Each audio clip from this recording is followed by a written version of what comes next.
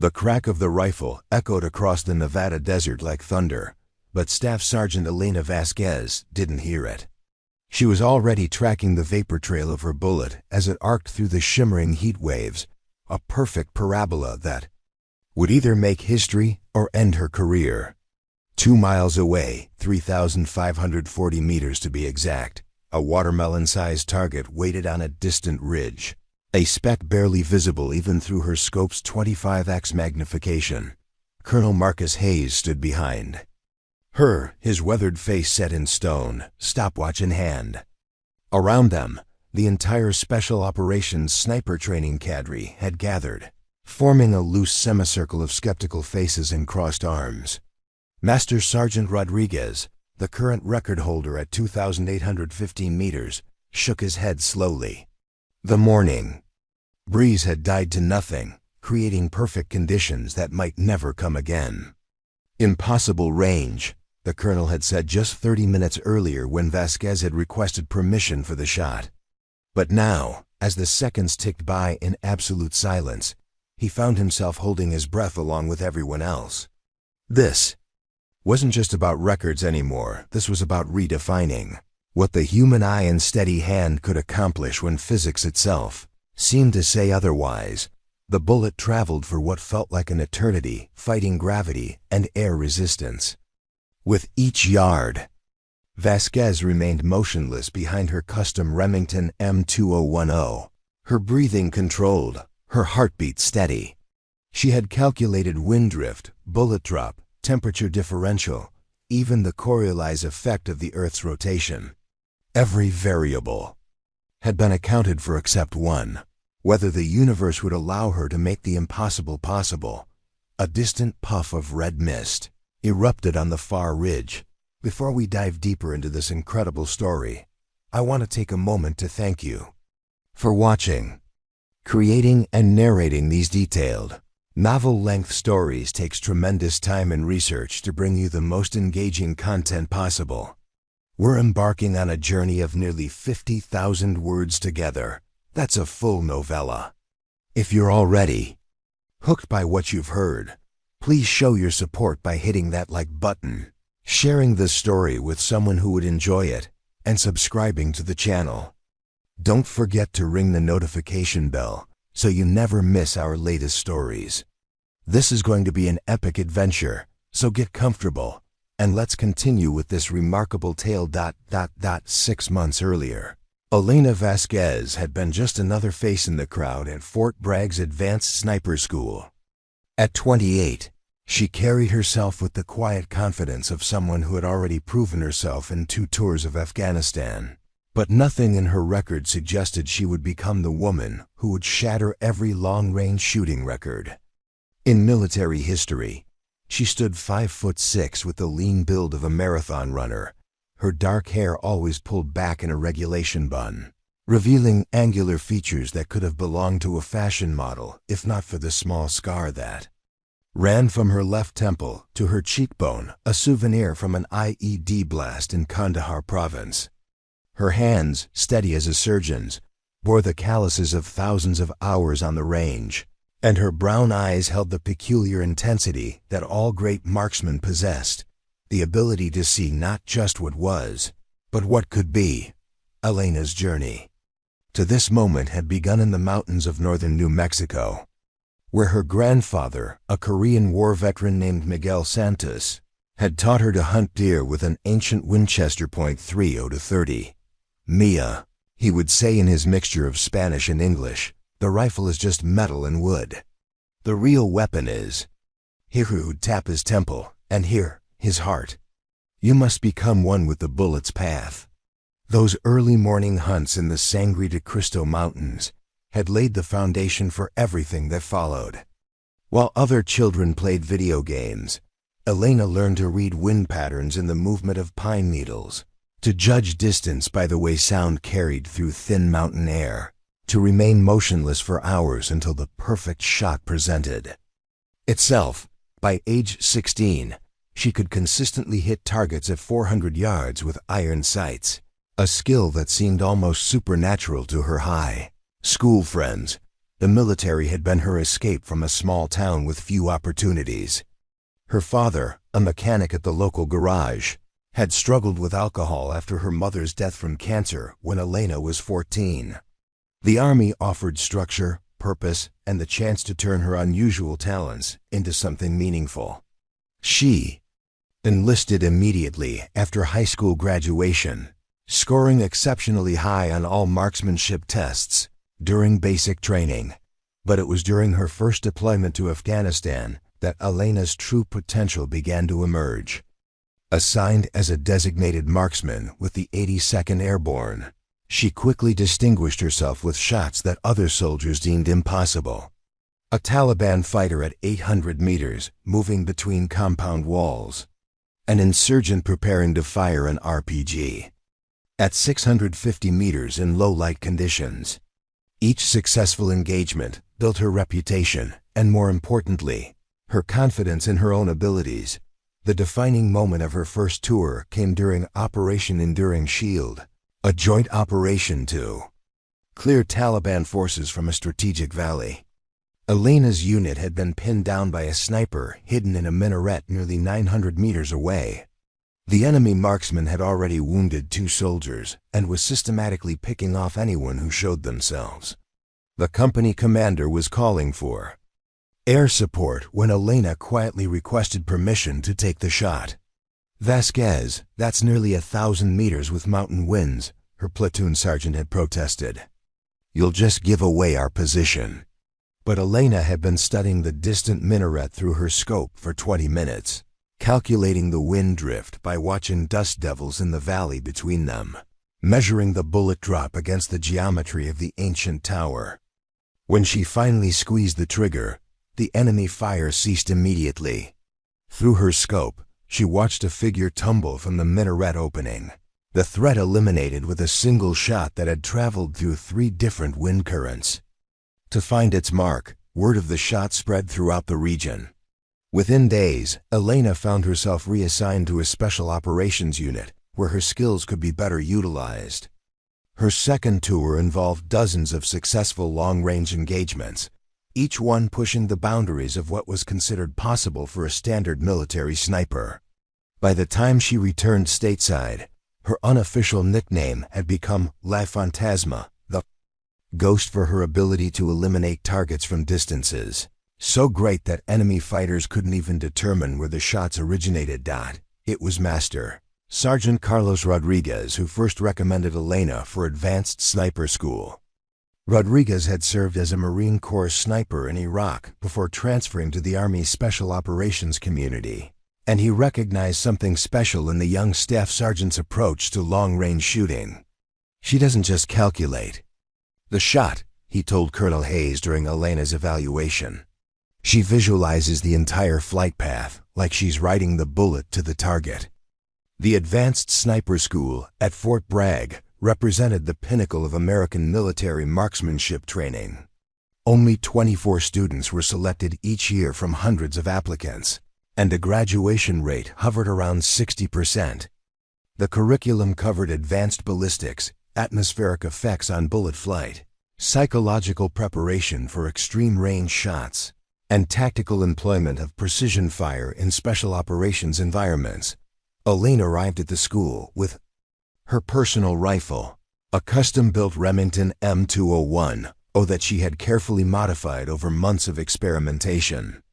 The stock had been adjusted to fit her precise body measurements, the trigger refined to a crisp 2.5-pound pull, the barrel free-floated for maximum accuracy.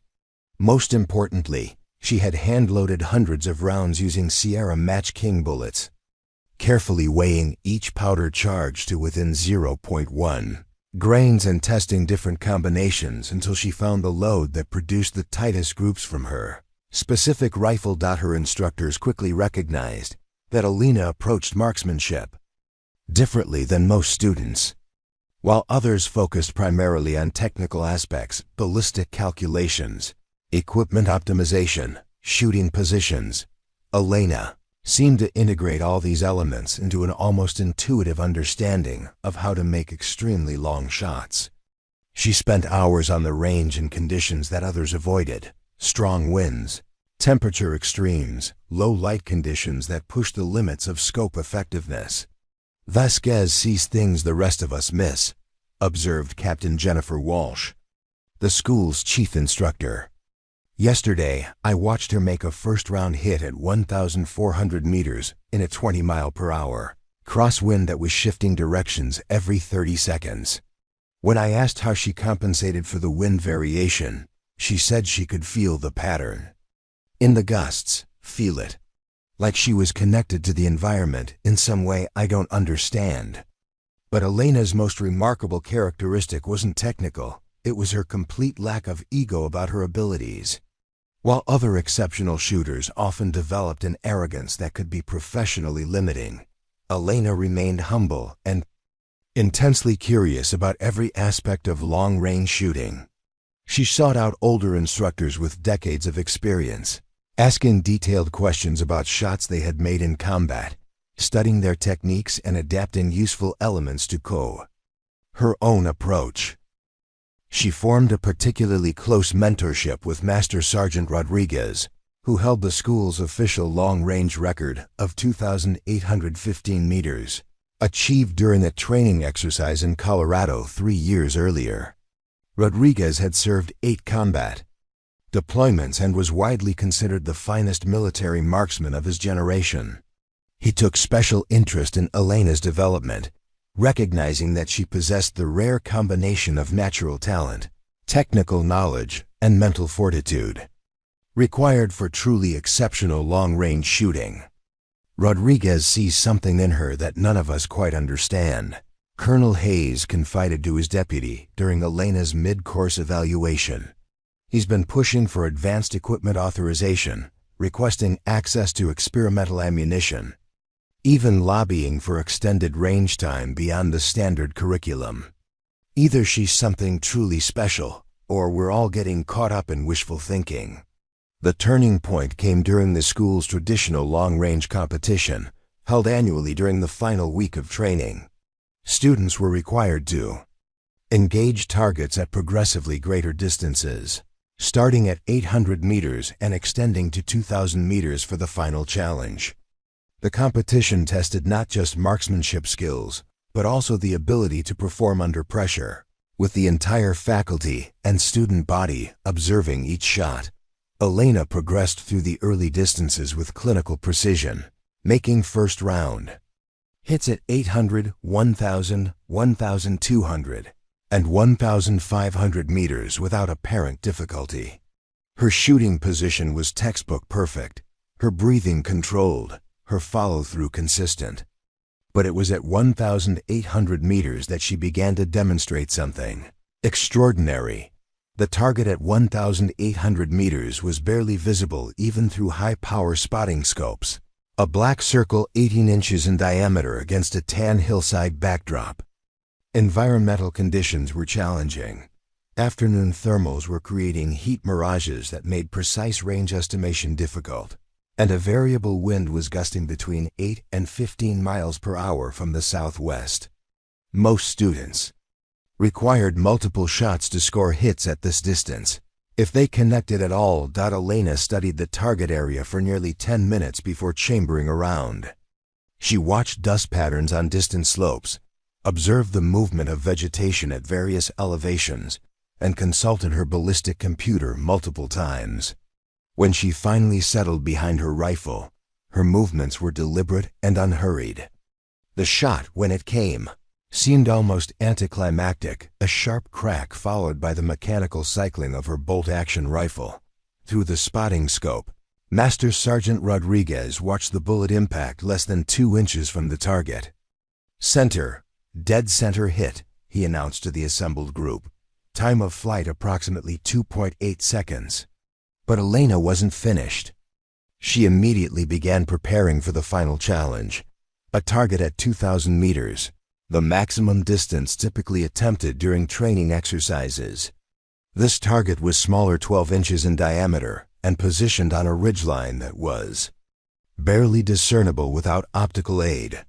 The afternoon sun was beginning to create significant heat distortion, and the wind had picked up considerably, Most students who attempted the 2,000-meter shot did, so knowing that success was largely a matter of luck rather than skill. The variables were simply too numerous and too unpredictable for consistent accuracy at such extreme range. Elena, however, approached the shot with the same methodical preparation she had used for shorter distances.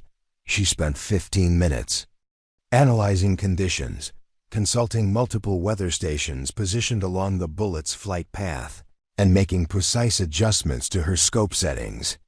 Her ballistic computer indicated that the bullet would drop nearly 60 feet during its flight and would be affected by wind drift of potentially several feet depending on the exact conditions along the trajectory. When Elena finally took her shooting position, something seemed to change in her demeanor. The quiet confidence that had characterized her earlier shots was replaced by an intense focus that was almost palpable. She controlled her breathing with metronomic precision, her trigger finger applying pressure so gradually that the rifle's discharge seemed to surprise even her. The bullet's flight took nearly 3 seconds, during which the entire group remained silent.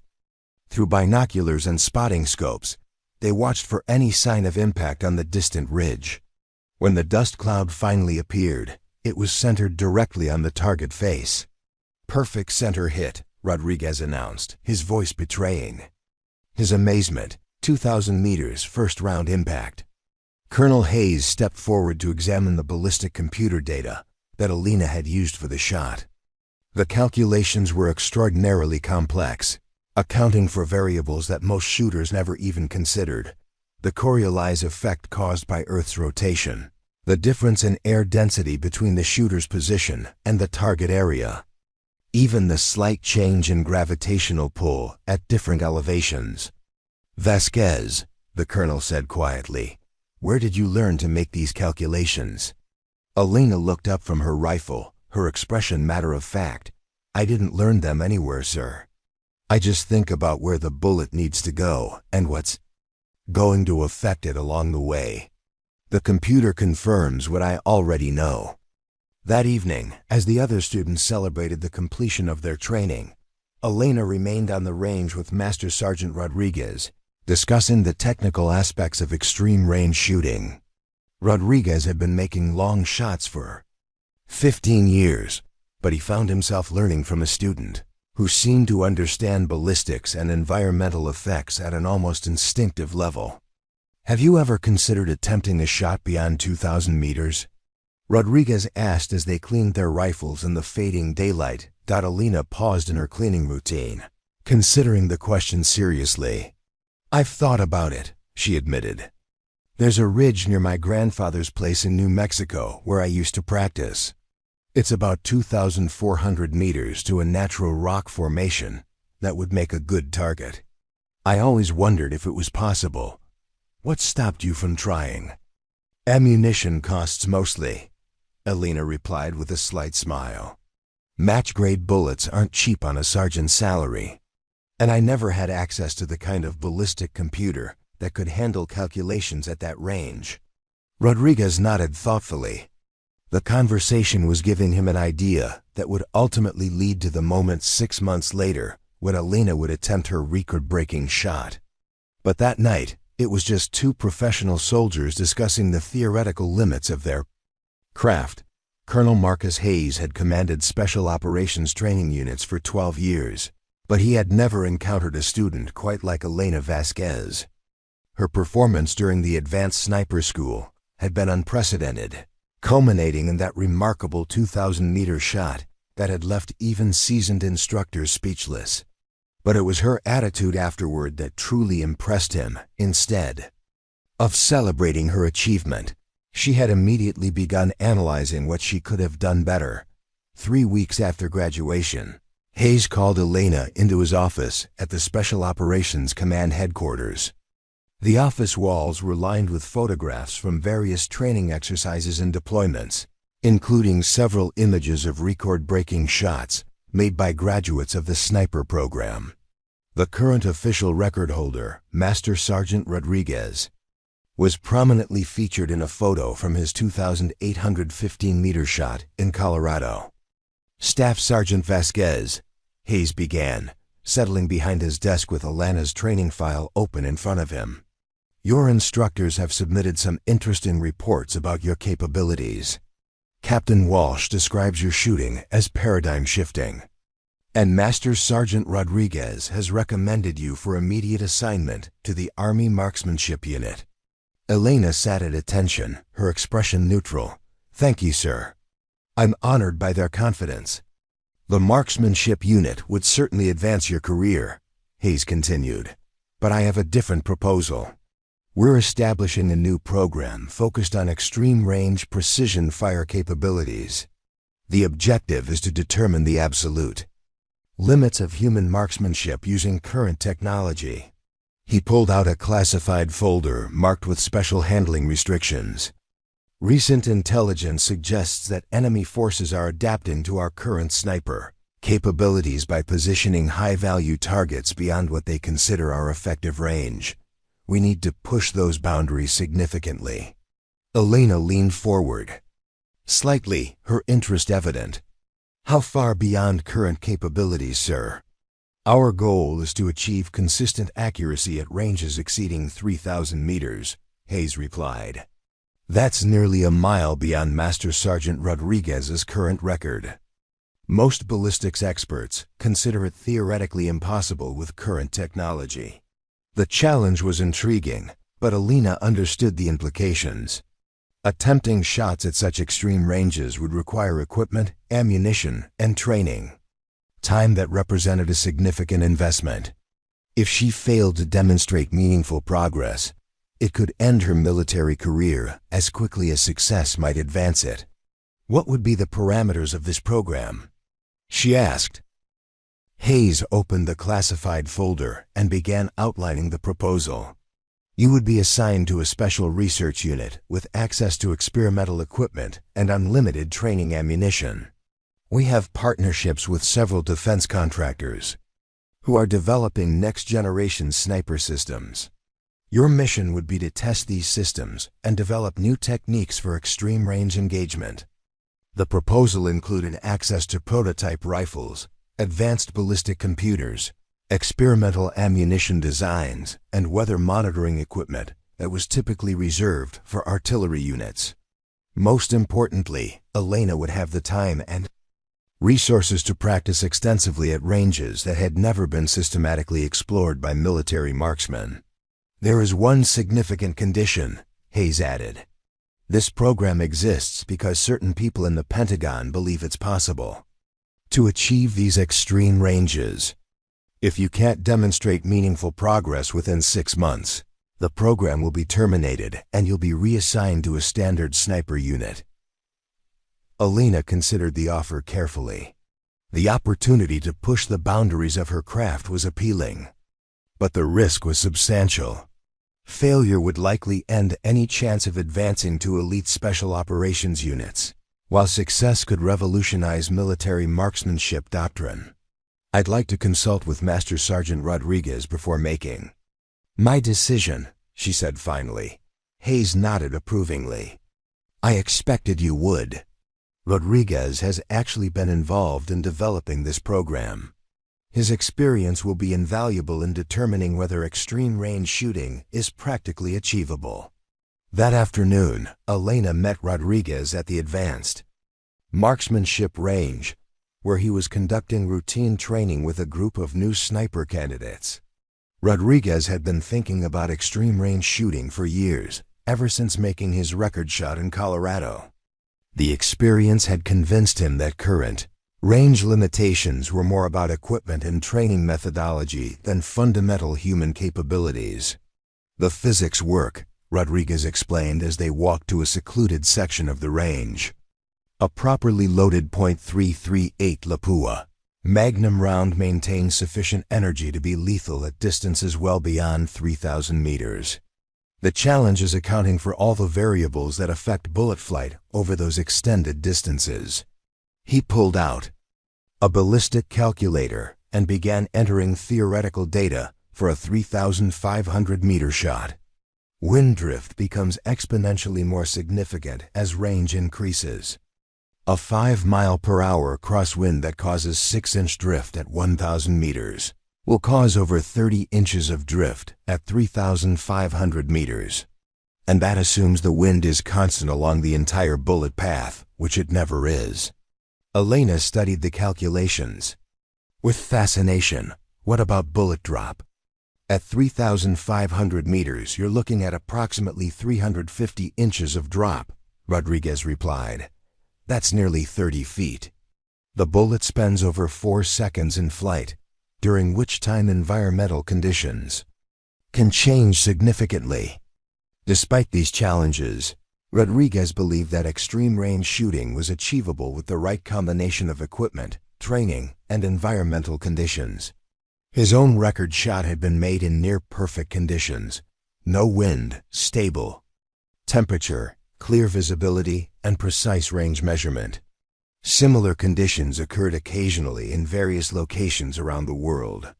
The key is patience, Rodriguez continued. Most sniper training focuses on engaging targets of opportunity under field conditions.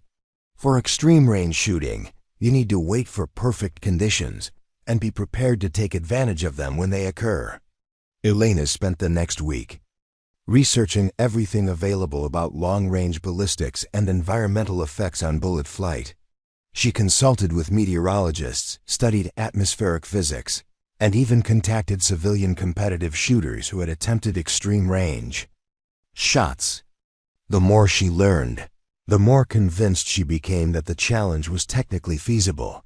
Her decision to accept the assignment was influenced by a conversation with her grandfather during a weekend visit to New Mexico. Miguel Santos, now in his 80s, listened carefully as Elena described the opportunity and the risks involved.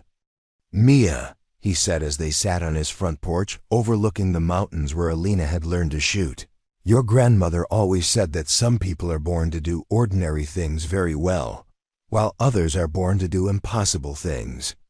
You have always been in the second group."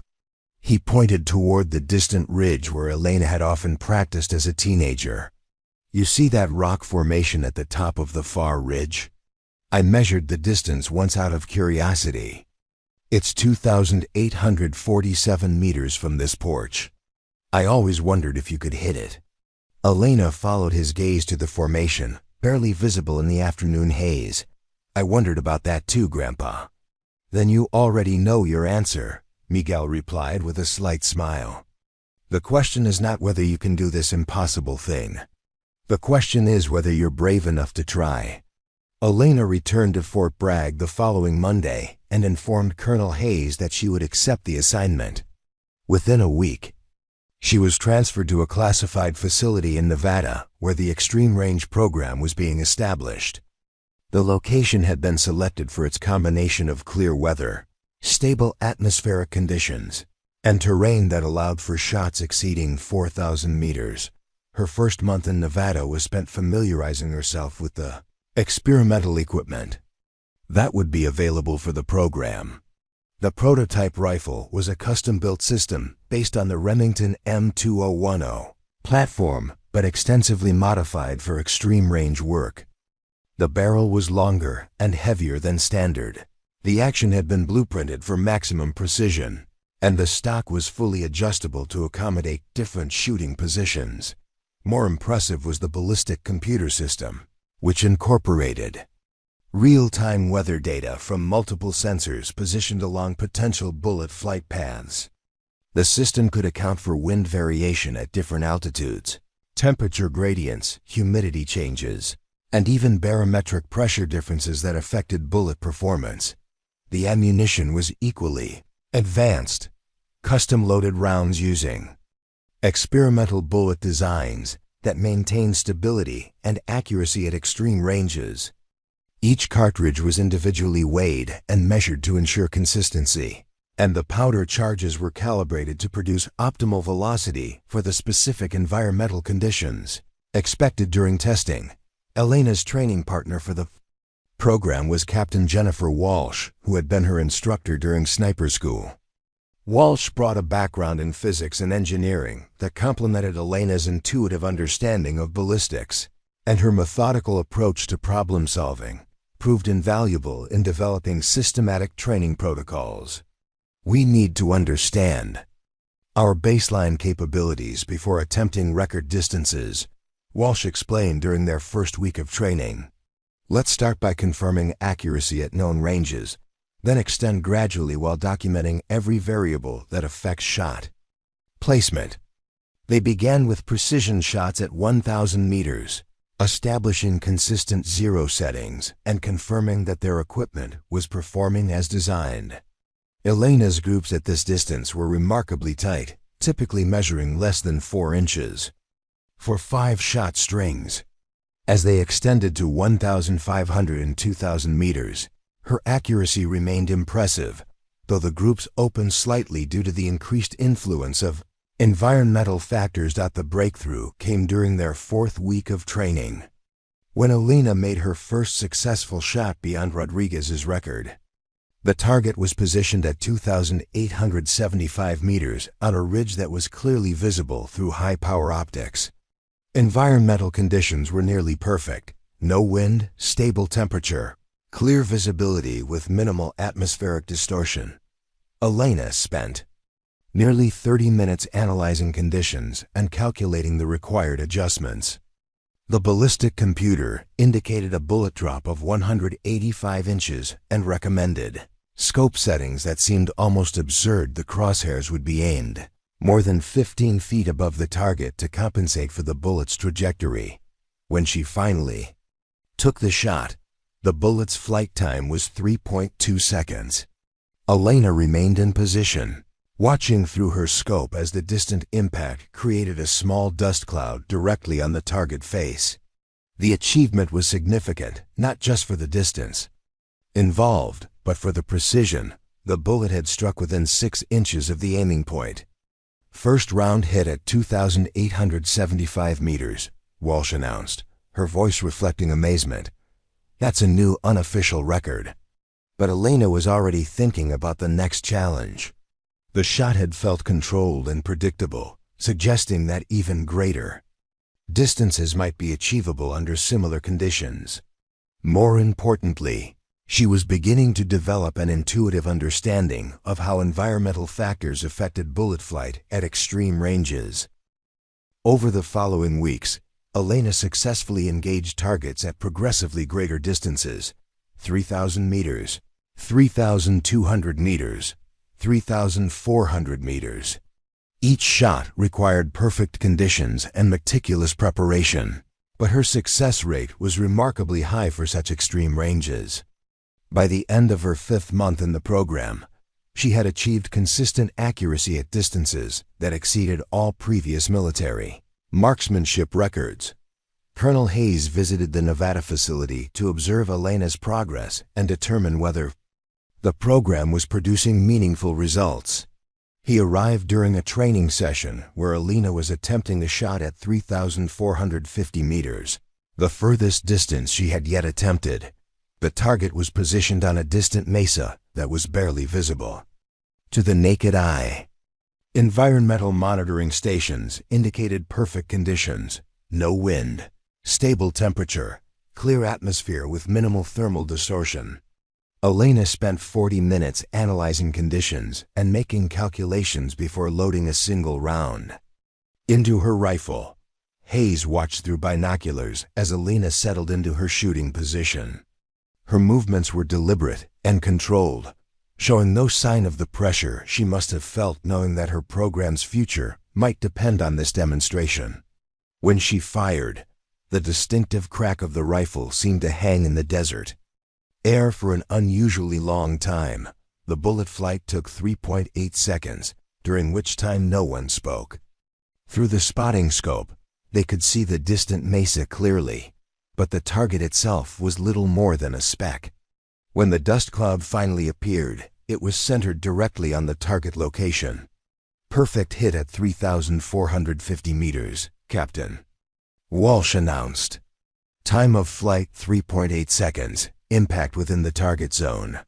Colonel Hayes lowered his binoculars and turned to Elena, who was already beginning to clean her rifle with characteristic methodical precision.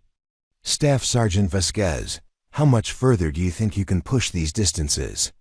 Elena considered the question seriously before responding. I believe 4,000 meters is achievable under perfect conditions, sir. Beyond that, we start encountering limitations that have more to do with target visibility and bullet energy than accuracy potential. Hayes nodded thoughtfully. Elena's achievements over the past 5 months had exceeded all expectations and demonstrated that extreme range precision. Fire was not only theoretically possible, but practically achievable. The program would continue, with Elena authorized to attempt shots at distances that had never been seriously considered by military marksmen. But first, there was one more test. Hayes had been planning it since Elena's first week in the program, waiting for the right moment to present the ultimate challenge. Master Sergeant Rodriguez's record of 2,815 meters had stood for 3 years, representing the pinnacle of military marksmanship achievement. It was time for Elena to officially claim her place in history. The morning of the official record attempt dawned clear and still across the Nevada desert, with visibility extending to the distant mountains and not a breath of wind disturbing the sagebrush. Elena had been awake since 4 a.m., not from nerves, but from the methodical preparation that had become second nature during her months of extreme range training. She understood that conditions like these were rare and might not occur again for weeks. Colonel Hayes had assembled an official observation team for the record attempt, including Master Sergeant Rodriguez, Captain Walsh, and 2 ballistics experts from the Army Research Laboratory. The presence of witnesses was required for any official record, but it also added a pressure element that Elena had not previously experienced during her solitary training sessions. The target had been positioned at exactly 3,540 meters, nearly 750 meters beyond Rodriguez's current record. The distance had been measured using military-grade laser range-finding equipment and confirmed by GPS coordinates to ensure absolute accuracy. The target itself was a standard military silhouette measuring 18 inches wide by 24 inches tall, mounted on a sturdy stand that would clearly show bullet impact. Elena's preparation began 3 hours before the attempt, with a detailed analysis of environmental conditions along the entire bullet flight path. Weather monitoring stations had been positioned at 500-meter intervals, providing real-time data on wind speed and direction, temperature, humidity, and barometric pressure. The information was fed into the advanced ballistic computer that would calculate the precise scope adjustments required for the shot. Conditions are as close to perfect as we're likely to see, Captain Walsh reported as she reviewed the meteorological data. No wind at any elevation, temperature stable at 72 degrees, humidity at 35%, and barometric pressure holding steady. Rodriguez stood behind Elena as she began the final preparation of her rifle, watching with the keen interest of someone whose record was about to be challenged. Despite the competitive aspect of the situation, he found himself hoping for Elena's success. Her achievements over the past months had demonstrated capabilities that exceeded anything he had thought possible. "How are you feeling about the shot?" Rodriguez asked as Elena carefully loaded a single cartridge into her rifle chamber. Elena looked up from her preparations, her expression calm and focused. "The same way I feel about every shot," she replied. "I visualize the bullet's path from muzzle to target, account for every factor that will affect its flight, and trust in the preparation."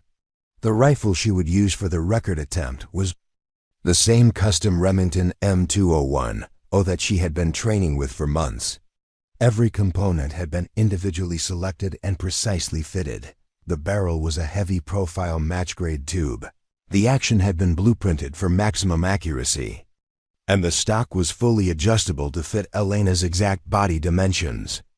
The scope was a Schmidt & Bender 5-25 by 56 with custom turrets, calibrated specifically for her ammunition. Her ammunition for the attempt consisted of cartridges she had personally loaded using Sierra 300-grain Match King bullets, carefully weighed.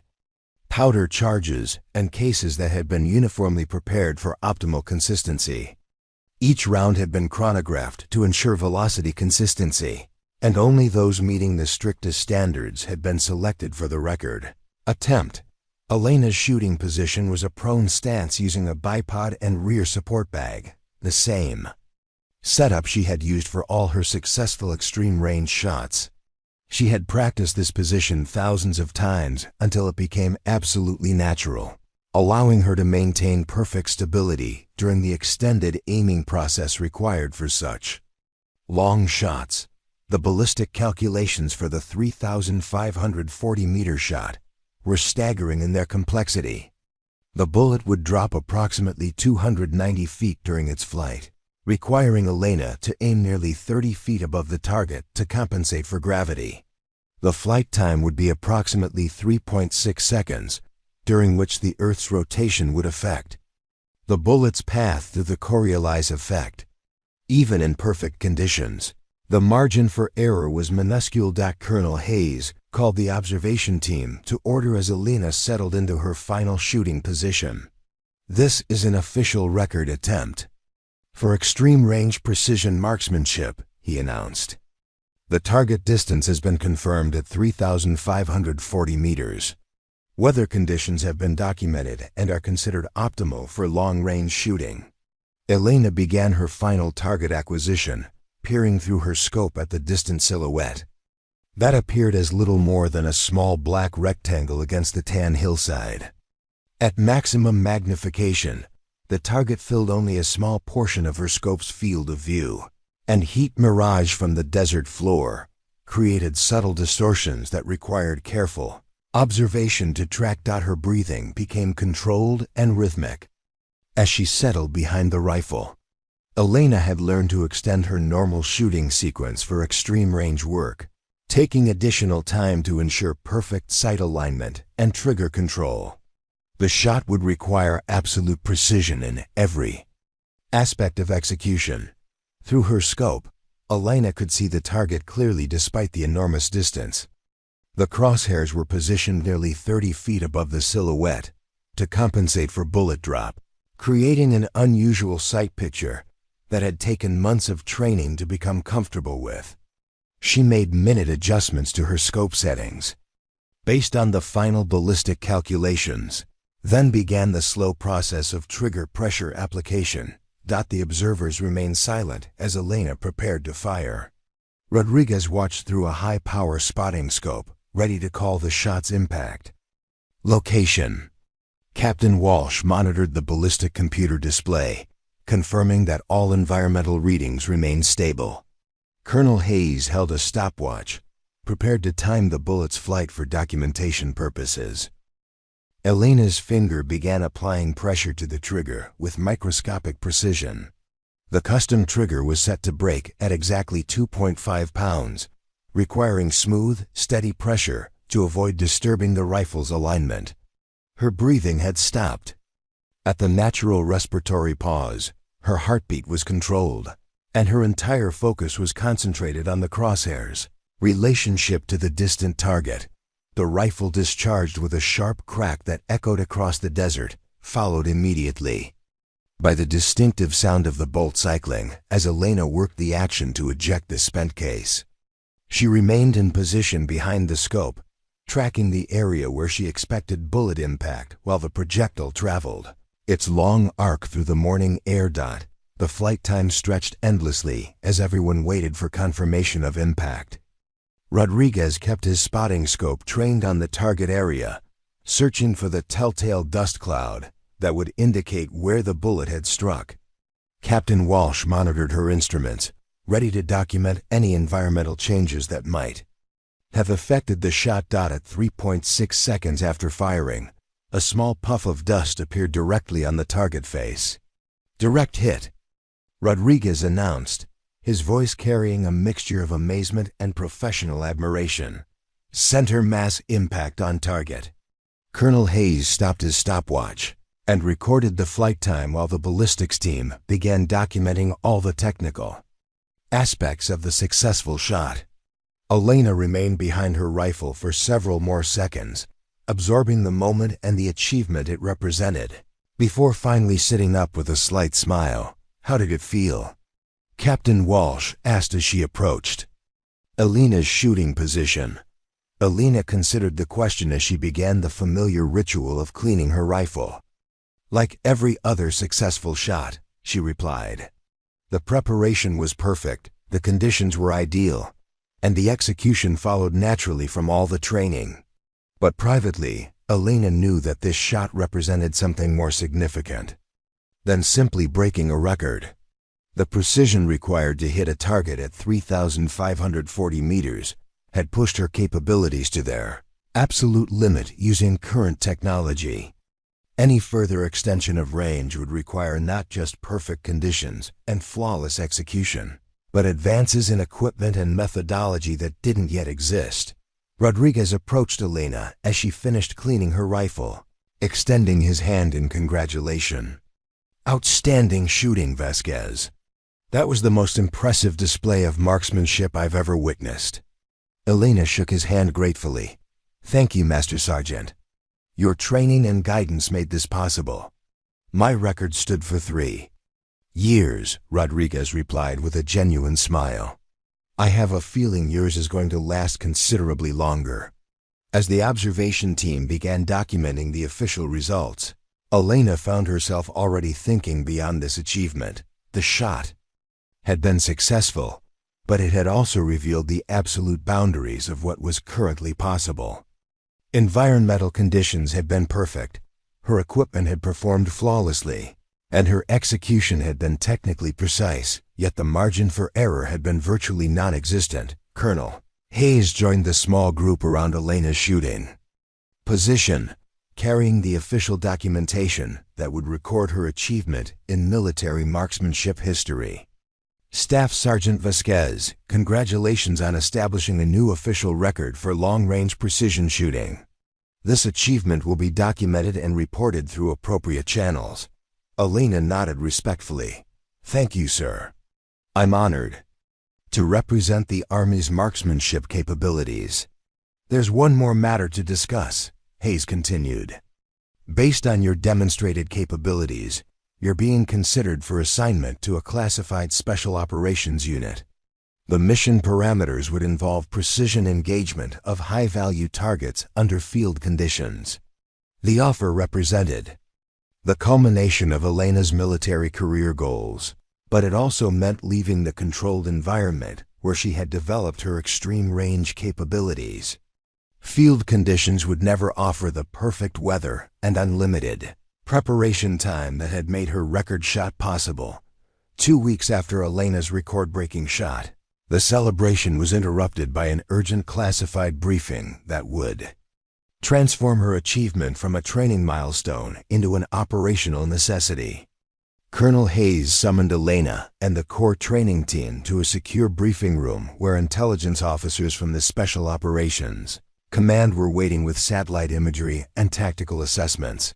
The briefing officer, a stern-faced major named Sandra Chen, began with satellite photographs of a remote mountain compound in an unnamed foreign country. 3 days ago, we confirmed the location of Hassan al-Rashid, a high-priority target who has been responsible for planning terrorist attacks against American interests throughout the region. Elena studied the imagery carefully. The compound was situated on a plateau surrounded by steep terrain, with only one narrow access road that was heavily defended. Traditional assault options would be extremely costly in terms of casualties, and the remote location made close air support difficult to coordinate. Al-Rashid rarely leaves the compound, and when he does, he's surrounded by heavy security, Major Chun continued. However, we've identified a pattern in his movements that presents a potential opportunity for precision engagement. The satellite images showed a small balcony on the compound's main building, where al-Rashid appeared regularly for morning prayers. The balcony was clearly visible from several elevated positions in the surrounding mountains, but the distances involved were extraordinary. The nearest feasible shooting position was over 3,200 meters from the target area. This is where your recent achievements become operationally relevant, Major Chun said, turning to Elena. Standard military doctrine considers this target beyond the effective range of precision fire. However, your demonstrated capabilities suggest that engagement might be possible under the right conditions. Elena examined the terrain photographs with growing understanding of the challenge being presented. The shot would need to be made from a mountainous position across a valley to the target compound, dealing with elevation changes, mountain wind patterns, and atmospheric conditions that would be completely different from the controlled environment of her Nevada training facility. "What's the timeline for this operation?" Elena asked. "Al-Rashid's pattern suggests he'll be at the compound for another 2 weeks," Major Ching replied. "After that, he's expected to relocate to an urban environment where precision engagement won't be feasible." Colonel Hayes spread additional maps and technical data across the briefing table. "We've identified 3 potential shooting positions that offer clear sight lines to the target balcony. The ranges vary from 3,180 to 3,440 meters depending on which position provides the best environmental conditions." Elena studied the topographical maps with the trained eye of someone who had spent months analyzing long-range shooting scenarios. The mountain terrain would create complex wind patterns that could vary significantly at different elevations along the bullet's flight path. Temperature variations between the shooting position and target area would affect ballistic calculations, and the high altitude would reduce air density in ways that could impact bullet performance. "Have we conducted any environmental monitoring in the target area?" Elena asked. "Limited reconnaissance suggests that optimal conditions occur during early morning hours, typically between 0600 and 0800 local time," Major Chun replied. "Wind speeds are minimal during this period, and temperature inversions are less likely to create atmospheric disturbance." The operational requirements would be completely different from Elena's controlled training environment. Instead of having hours to analyze conditions and make precise calculations, she would need to assess environmental factors quickly and make accurate shots under time pressure. The target window might last only minutes, and there would be no opportunity for ranging shots or equipment adjustments. Captain Walsh raised a critical question. "What equipment and support would be available for this mission?" "You'll have access to the same rifle and ballistic computer systems used during training," Colonel Hayes replied. "However, ammunition will be limited to what can be carried during insertion, and there won't be opportunity for the extensive environmental monitoring we used in Nevada." Elena absorbed the implications of the operational constraints. Success would depend not just on her marksmanship skills, but on her ability to rapidly assess environmental conditions and make accurate ballistic calculations under field conditions. The margin for error would be even smaller than during her record shot, with the added pressure of knowing that failure could have strategic consequences. "I'll need detailed meteorological data for the target area," Elena said after careful consideration. "Historical weather patterns, typical wind conditions at different times of day, temperature variations with altitude, anything that can help me predict environmental factors in advance." "Intelligence assets are already gathering that information," Major Chun assured her. "We'll also have a forward observer team in position to provide real-time environmental reports during the operation." The briefing concluded with Elena being given 48 hours to prepare for the mission. She would work with Captain Walsh to develop operational protocols for extreme-range shooting under field conditions, while Master Sergeant Rodriguez would provide tactical guidance based on his combat experience. Elena spent that evening in her quarters, studying the mission materials and thinking about the challenges ahead. The target distance was within her demonstrated capabilities, but the environmental uncertainties and operational constraints created variables that couldn't be fully controlled through preparation. Success would require not just technical precision, but the ability to adapt quickly to changing conditions. The phone call to her grandfather that night was brief but meaningful. Elena couldn't discuss the operational details, but Miguel Santos understood the significance of what his granddaughter was facing. "Mia, you have always been able to see what others cannot," he said during their conversation. "Trust in that gift, and trust in all the preparation that brought you to this moment." Elena's final training session took place at dawn the next morning, using environmental conditions that simulated those expected in the operational area.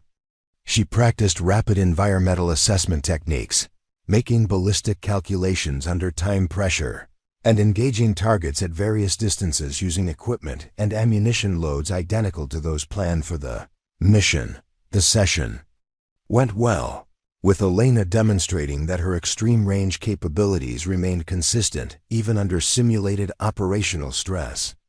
Captain Walsh documented every aspect of the training for later analysis, while Rodriguez provided tactical input on positioning, concealment, and extraction procedures. "You're as ready as training can make you," Rodriguez concluded as they packed equipment after the session. "The rest will depend on conditions and opportunity." Elena nodded, understanding that she had reached the point where additional preparation would provide diminishing returns. Her months of training had developed the technical skills and mental discipline required for extreme range shooting.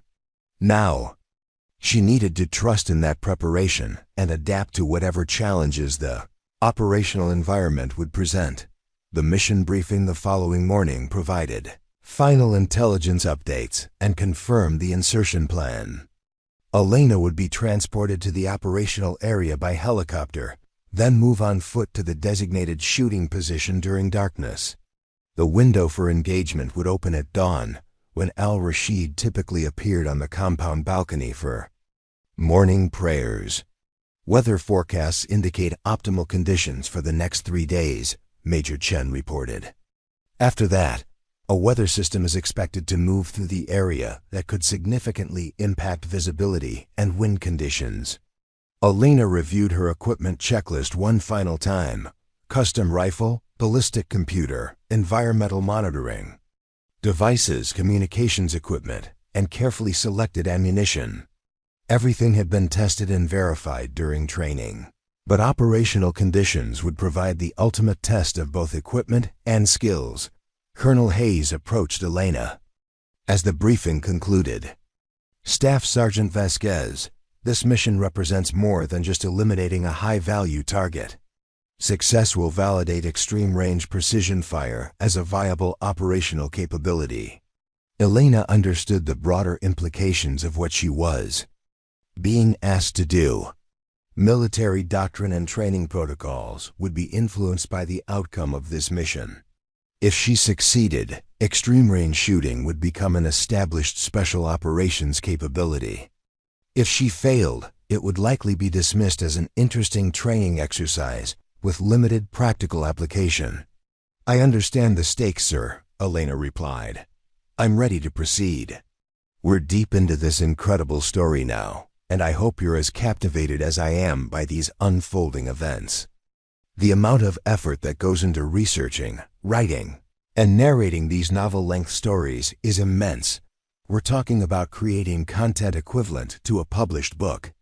But it's worth it to bring you stories that truly engage and transport you to another world. If you're enjoying this journey so far, please take a second to like this video and share it with friends who appreciate great storytelling. Your support means everything and helps us continue creating these detailed, epic narratives. We still have so much more to discover together. So let's see how this situation unfolds. The helicopter flew low through mountain valleys under cover of darkness, its modified rotor system producing minimal noise as it carried Elena and her support team toward the operational area. Elena wore full combat gear with her custom rifle secured in a padded case, along with specialized equipment for extreme-range shooting that had never been tested under actual field conditions. The insertion point was located 12 kilometers from the target compound, requiring a nighttime approach march through rugged terrain to reach the designated shooting position. Elena's team consisted of 3 special operations soldiers who would provide security and communication support, while she prepared for the engagement. Team leader, Sergeant First Class Michael Thompson, had extensive experience in mountain operations and would coordinate the mission timeline. Communications Specialist Staff Sergeant Lisa Park would maintain contact with intelligence assets, monitoring the target compound. Sniper Spotter Sergeant James Wilson would assist Elena with environmental assessment and target acquisition. The helicopter touched down briefly in a small clearing surrounded by rocky outcroppings, just long enough for the team to disembark with their equipment before disappearing back into the darkness. Elena felt the familiar weight of her rifle case as she shouldered her pack and began following Thompson through the moonlit terrain toward their objective.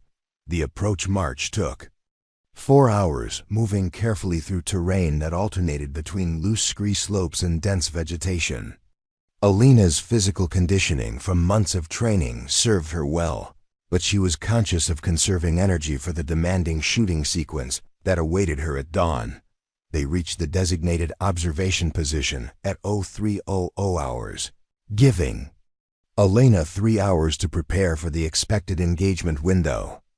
The position was located on a rocky ledge that provided clear sight lines across the valley to the target compound, while offering natural concealment from potential enemy observation. Elena immediately began setting up her shooting position, using the same methodical approach she had developed during training. The custom rifle was assembled and zeroed using night vision equipment, while Sergeant Wilson established the spotting position that would provide critical environmental data during the engagement. The ballistic computer was initialized with preliminary data for the operational area, elevation, atmospheric pressure, temperature readings, and estimated range to target. However, many variables would remain unknown until dawn provided visual confirmation of conditions in the target area. Range to target balcony is 3,280 meters. Wilson reported after completing his initial survey through the high-power spotting scope. Target area is clearly visible, but will need daylight to assess environmental conditions. Elena studied the distant compound through her rifle scope, familiarizing herself with the terrain and identifying landmarks that would help with rapid target acquisition. The compound's main building was clearly visible against the mountainside, with the target balcony appearing as a small rectangular opening in the structure's facade. Staff Sergeant Park established communications with the intelligence team, monitoring al-Rashid's movements. Overwatch reports target is currently inside the compound, she whispered. Historical pattern suggests he'll appear on the balcony between 600 and 0630 for morning prayers. Elena nodded, making final adjustments to her shooting position. The prone stance was comfortable and stable, with natural rests for both the rifle's bipod and her supporting elbow. She practiced the target acquisition sequence several times, confirming that she could quickly locate the balcony area through her scope. The waiting period before dawn was spent monitoring environmental conditions and making preliminary ballistic calculations. Temperature readings were transmitted from the forward observer team, positioned closer to the target compound, while Elena used portable instruments to assess conditions at her shooting position. Temperature differential between our position and target area is approximately 8 degrees, Wilson reported. That's going to affect bullet trajectory calculations. Elena input the data into her ballistic computer, which calculated the complex adjustments required for the temperature variation. The bullet would travel through air of different densities during its flight, affecting both velocity and trajectory in ways that required precise compensation. At 0530 hours, Elena began her final preparations for the engagement. Her rifle was loaded with a single carefully selected cartridge. The ballistic computer was updated with current environmental data, and her scope was adjusted for the calculated bullet trajectory.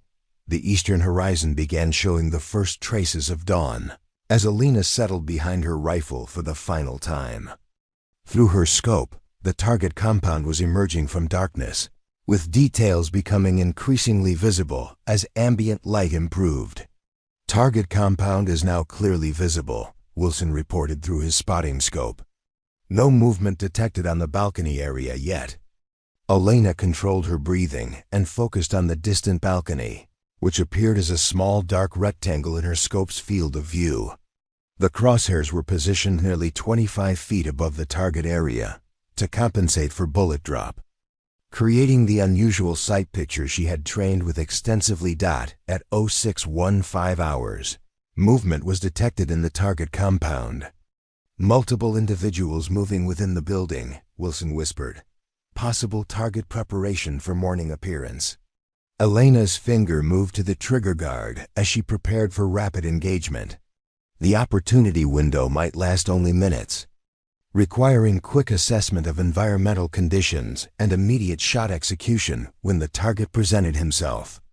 Target on balcony, Wilson announced suddenly.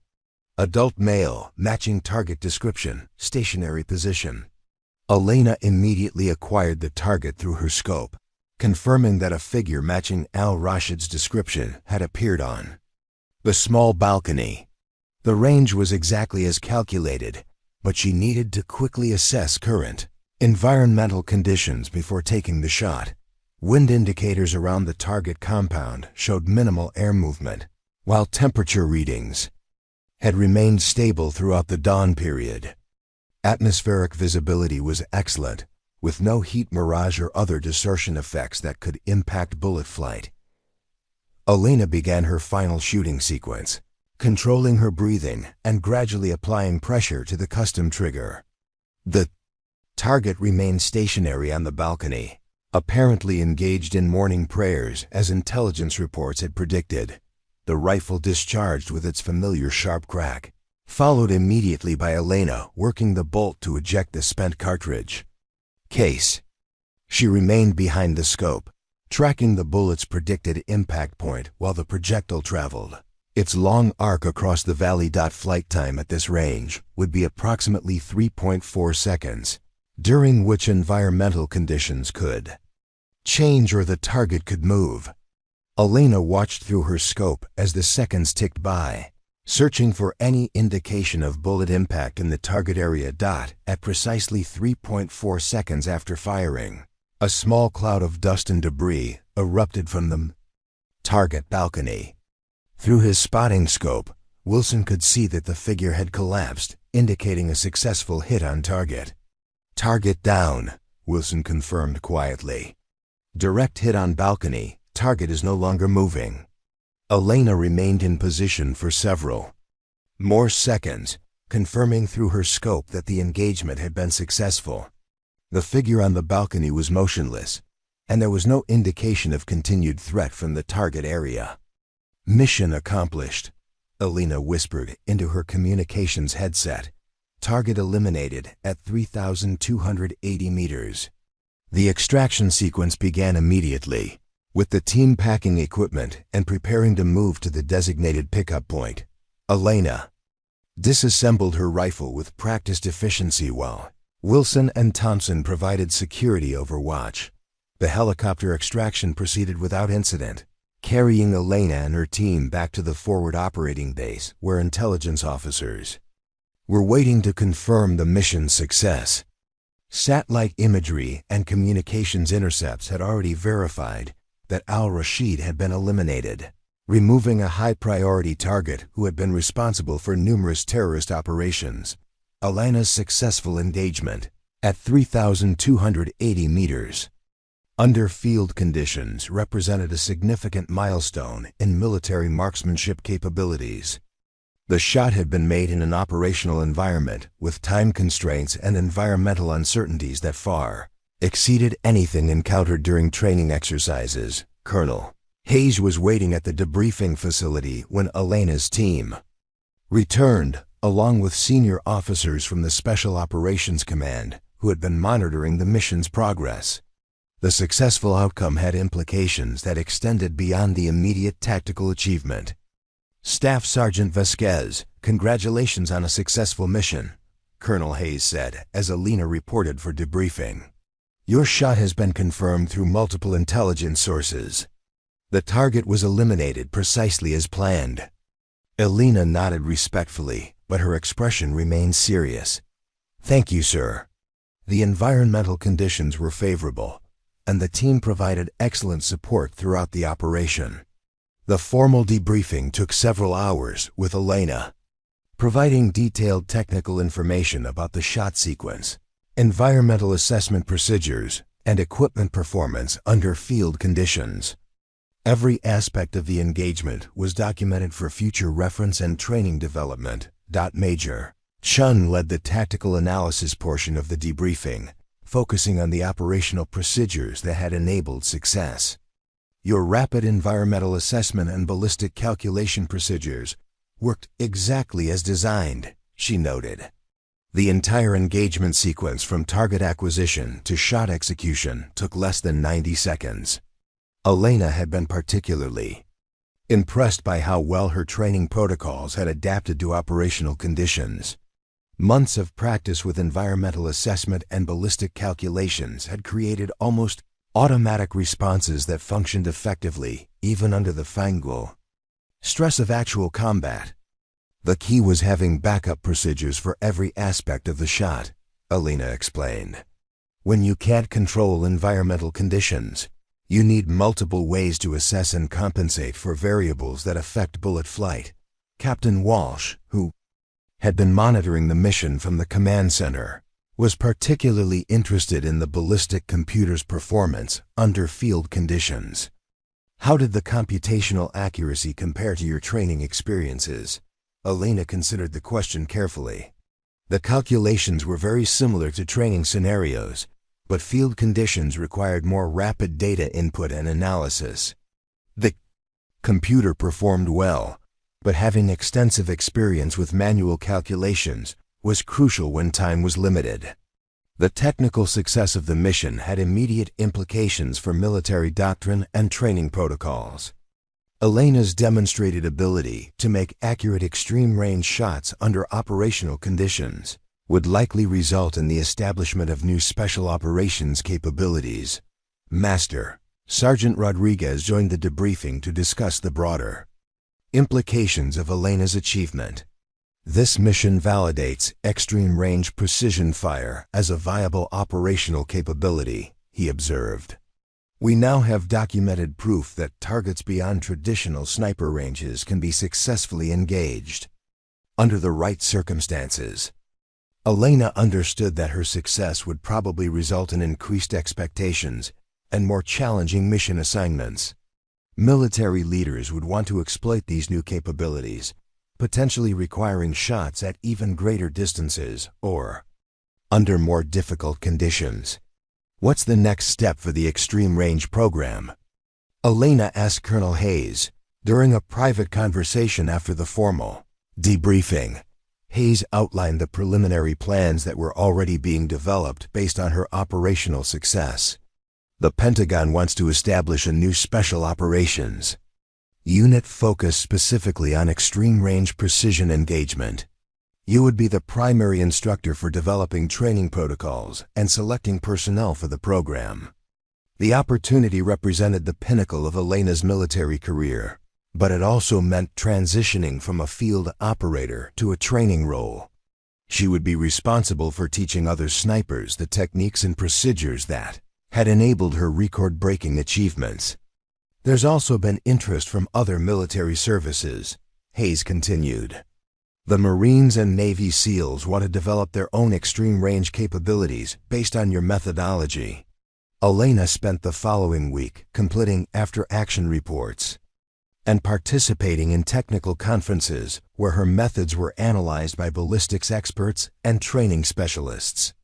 Her detailed documentation of environmental assessment procedures and ballistic calculation techniques would form the foundation for new training curricula. The most rewarding aspect of her return was a phone call with her grandfather, who had been following her military career with quiet pride. Elena couldn't discuss the operational details, but Miguel Santos understood the significance of what his granddaughter had accomplished. "Mia, your grandmother would be very proud," he said. During their conversation, "You have done something that people will remember long after you are gone." Elena's official recognition came in the form of a Bronze Star Medal for exceptional achievement in combat operations, presented during a ceremony at Fort Bragg, attended by senior officers from throughout the special operations community. The citation referenced her extraordinary marksmanship skills and tactical expertise in eliminating a high-value target under extremely challenging conditions. But the recognition that meant the most to Elena came from Master Sergeant Rodriguez, who approached her after the ceremony to offer his personal congratulations. "You've redefined what's possible in our profession," he said simply. "That shot will be studied and discussed for decades." Elena's transition to her new role as chief instructor for the Extreme Range Precision program began immediately after the awards ceremony. Her first responsibility was developing a comprehensive training curriculum that could teach other military marksmen the techniques she had developed through months of experimentation and practice. The challenge was significant. Elena's abilities were based on an intuitive understanding of ballistics and environmental effects that had developed over years of experience. Teaching these concepts to other shooters would require breaking down complex processes into systematic procedures that could be learned and replicated. Her first class of students included 12 experienced military snipers selected from various special operations units. Each student brought extensive combat experience and advanced marksmanship skills, but none had attempted shots beyond 2,000 meters. Extreme range shooting requires a different mindset than conventional sniping, Elena explained during the first day of instruction. "You're not just calculating ballistics, you're predicting atmospheric behavior and compensating for variables that change during bullet flight." The training program Elena developed incorporated all the lessons learned during her months of preparation and her successful operational mission. Students learned to use advanced ballistic computers, assess environmental conditions rapidly, and execute shots under time pressure that simulated field conditions. Progress was initially slow, with most students struggling to achieve consistent accuracy beyond 2,500 meters. The environmental variables and complex ballistic calculations required a level of precision that exceeded anything in their previous experience. But gradually, as students mastered the technical aspects of extreme range shooting, their capabilities began to improve dramatically. By the end of the 8-week course, 3 students had successfully engaged targets at distances exceeding 3,000 meters. Elena's success as an instructor validated the Pentagon's decision to formalize extreme range precision capabilities. Within 6 months, similar training programs were established at other military facilities, with Elena's curriculum serving as the standard for all extreme range sniper instruction. The ripple effects of Elena's achievements extended far beyond military circles. Defense contractors began developing new rifle systems and ammunition specifically designed for extreme range applications. Ballistic computer technology advanced rapidly as manufacturers competed to provide systems capable of handling the complex calculations required for shots beyond 3,000 meters. International military forces also took notice of American extreme range capabilities, leading to requests for training assistance and technology sharing agreements. Elena found herself consulting with allied military forces on developing their own long-range precision programs. 8 months after her successful operational mission, Elena received an assignment that would push her capabilities beyond anything she had previously attempted. Intelligence sources had identified a target of extraordinary strategic importance, located in a remote mountain fortress that was considered impregnable to conventional assault. The briefing took place in a secure facility at the Pentagon, with attendance limited to the highest levels of military and intelligence leadership. Elena was accompanied by Colonel Hayes and a small team of technical specialists who had been supporting the Extreme Range program. General Patricia Morrison, the Deputy Commander of Special Operations Command, personally conducted the briefing. Ladies and gentlemen, we're dealing with a situation that has no conventional military solution. The target location and defensive arrangements make traditional approaches impossible. The satellite imagery displayed on the briefing room screens showed a fortress complex built into a mountainside at an elevation of over 11,000 feet. The target building was surrounded by natural barriers and defensive positions that could repel any direct assault, while the remote location made airstrikes politically unfeasible. Our high-value target appears on a specific balcony every morning. For exactly 15 minutes, General Morrison continued. However, the range from any feasible shooting position exceeds 4,200 meters, well beyond any previously attempted precision engagement. Elena studied the imagery with growing comprehension of the challenge being presented. The shot would require her to exceed her previous record by over 600 meters. In mountain conditions at high altitude, that would significantly affect ballistic performance. "What's the timeline for this operation?" Elena asked. "Intelligence indicates the target will remain at this location for no more than 2 weeks, General Morrison replied. After that, he's expected to relocate to an urban environment where engagement won't be possible. Colonel Hayes spread additional technical data across the briefing table. We've identified 2 potential shooting positions that offer clear sight lines to the target balcony. The ranges are 4,180 and 4,240 meters, respectively, depending on environmental conditions and approach routes."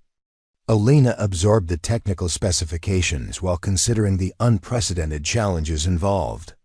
A shot at over 4,200 meters would push the absolute limits of current technology and human capability, requiring perfect environmental conditions and flawless execution. The ballistic calculations alone were staggering. Bullet drop would exceed 400 feet, flight time would approach 5 seconds, and wind drift could vary by dozens of feet depending on conditions along the extended trajectory. Even minor environmental changes during bullet flight could cause complete misses at such extreme range. "Have we conducted any preliminary analysis of environmental conditions in the target area?" Elena asked. General Morrison nodded toward a meteorological expert who had been part of the briefing team. "Dr. Sarah Chun has been analyzing weather patterns and atmospheric conditions for the past month." Dr. Chun presented detailed atmospheric data that showed the complex environmental challenges Elena would face. "High-altitude conditions create air density variations that significantly affect ballistic performance," she explained. "Additionally, mountain terrain generates unpredictable wind patterns that can change rapidly during the day. The data showed that optimal conditions occurred during a narrow window in early morning, typically lasting no more than 30 minutes. During this period, temperature inversions and reduced wind activity created the most stable atmospheric environment for extreme-range shooting." Elena spent hours studying the technical data and satellite imagery, developing an understanding of the environmental factors that would affect a 4,200-meter shot. The challenge was at the absolute limit of what current technology could achieve, requiring perfect conditions and execution. "I'll need to conduct test fires at comparable ranges before attempting the operational shot," Elena told General Morrison. "We need to verify ballistic performance and environmental assessment procedures at these extreme distances." Arrangements were made for Elena to return to the Nevada training facility, where extended ranges could be established for test purposes. The longest available distance was 4,100 meters, close enough to the operational requirement to provide meaningful ballistic data. Elena's preparation for the 4,200-meter shot began with extensive technical analysis of ammunition performance at extreme range. Working with ballistics experts from the Army Research Laboratory, she tested various bullet designs and powder combinations to optimize accuracy and consistency. The test firing sessions revealed just how challenging a 4,200-meter shot would B. Even in perfect conditions with unlimited preparation time, Elena's accuracy at 4,100 meters was marginal. Successful hits required multiple attempts and extremely precise. Environmental assessment.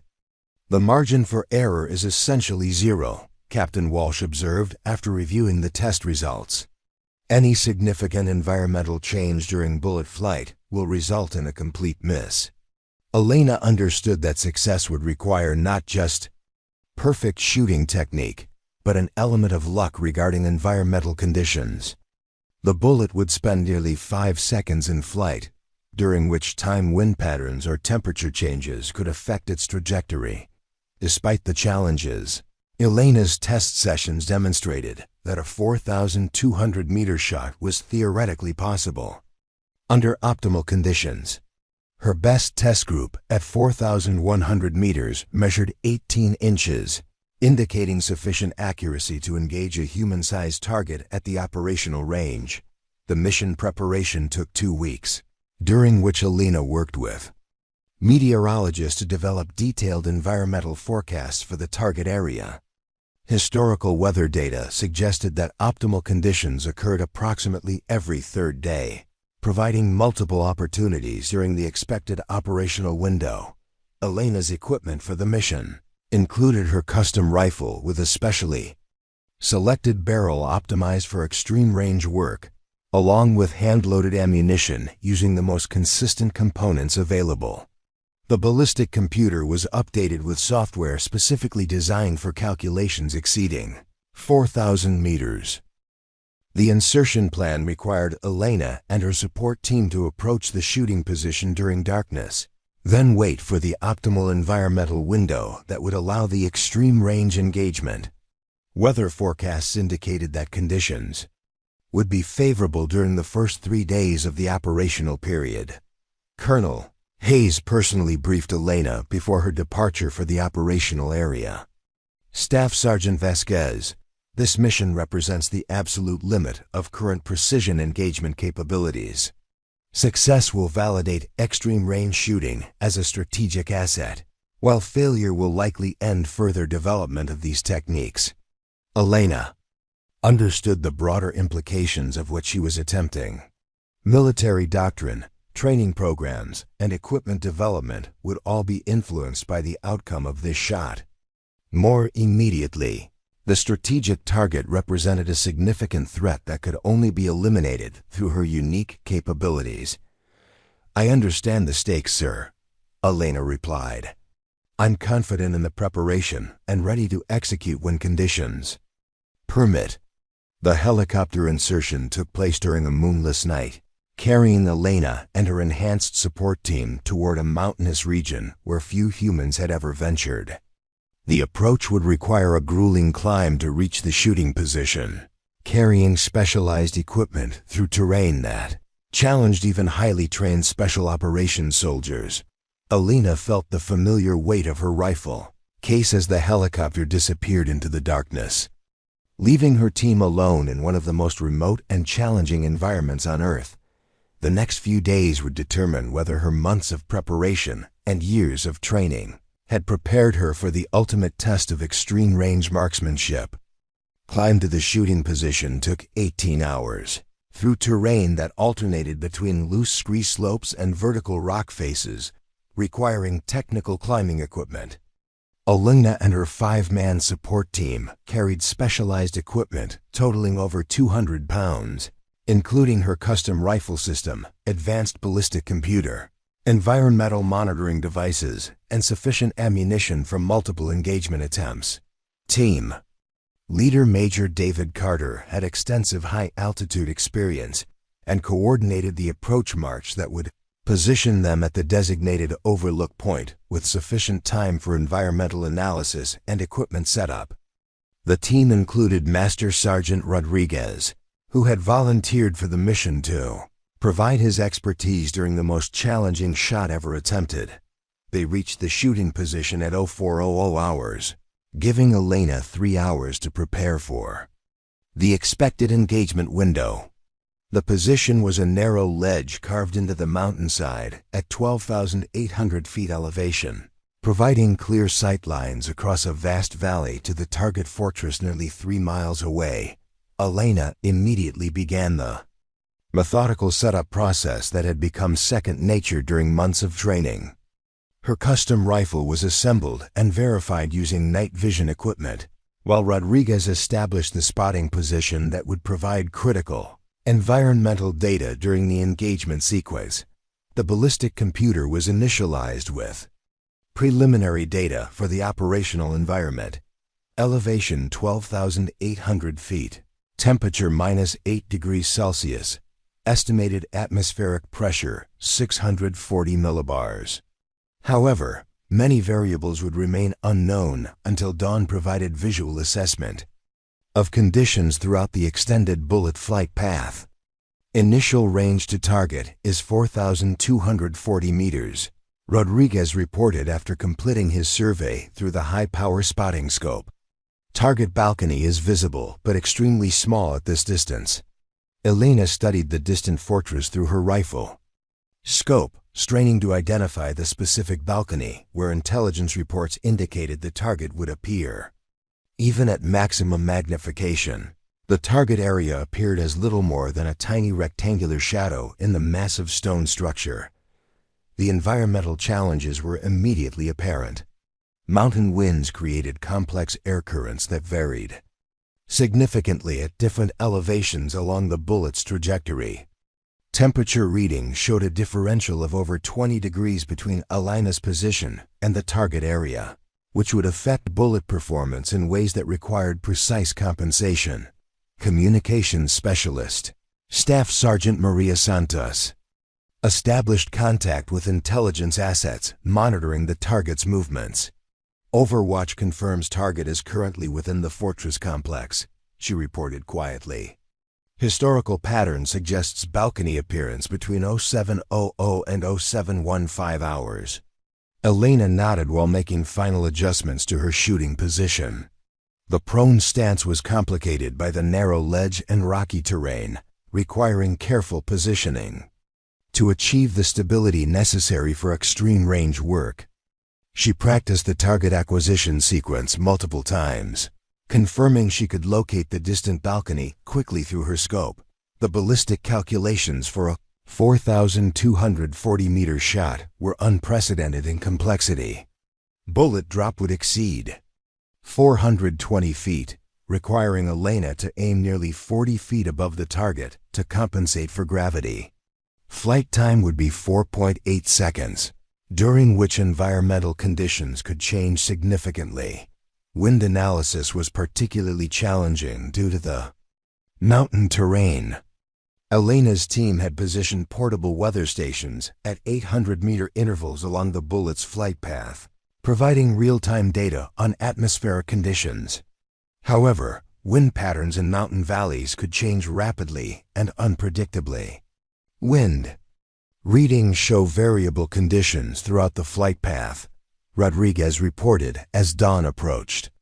Surface winds near target are calm, but we're seeing gusts up to 15 miles per hour at intermediate elevations.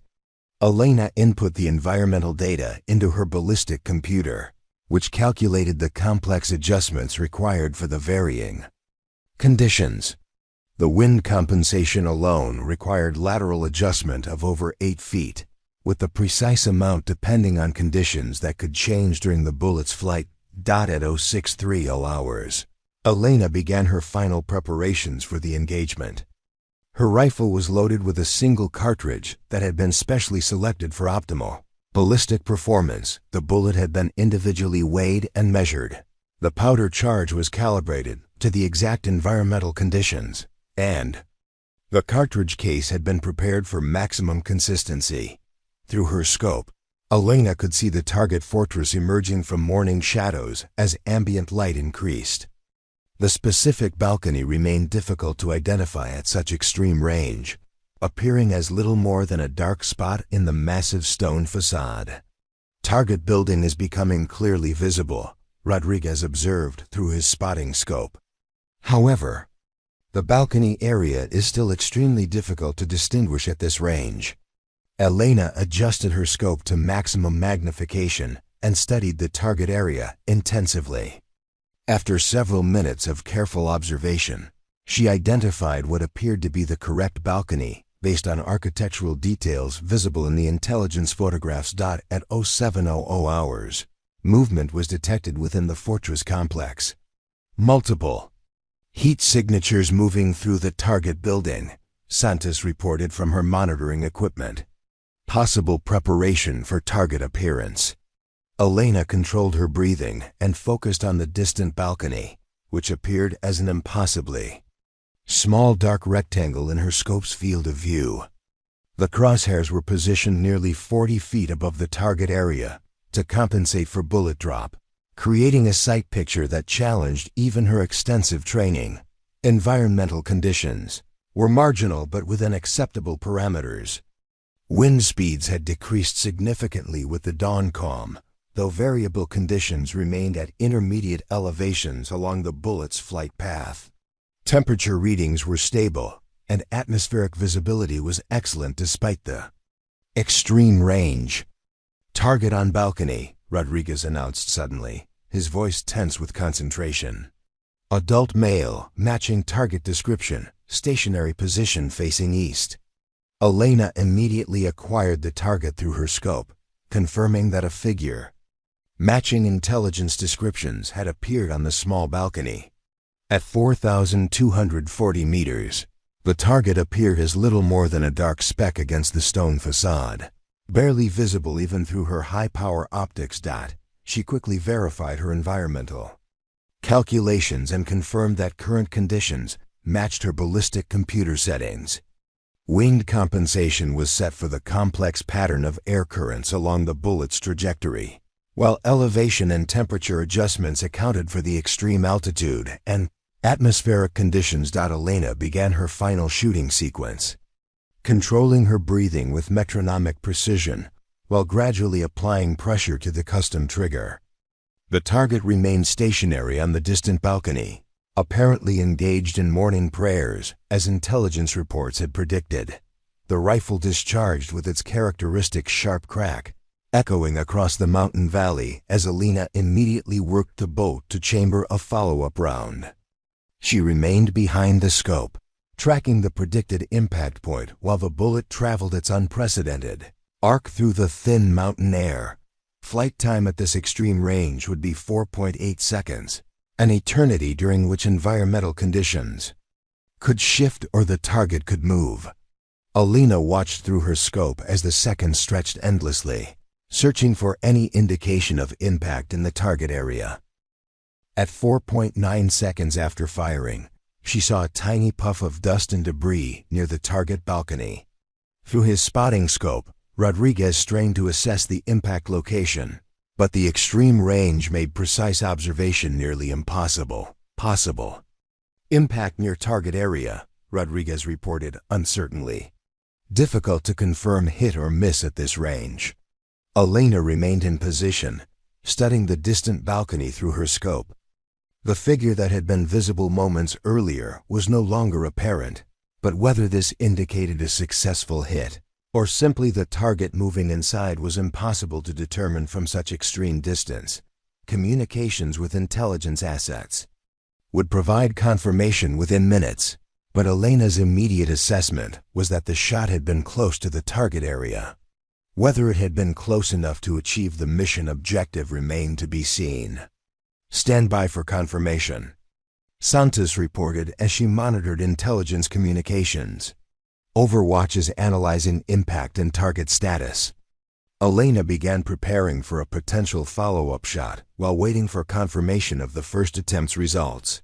Environmental conditions remained stable, and her calculations had proven accurate for the 4,240-meter range. If the first shot had missed, conditions were optimal for immediate re-engagement.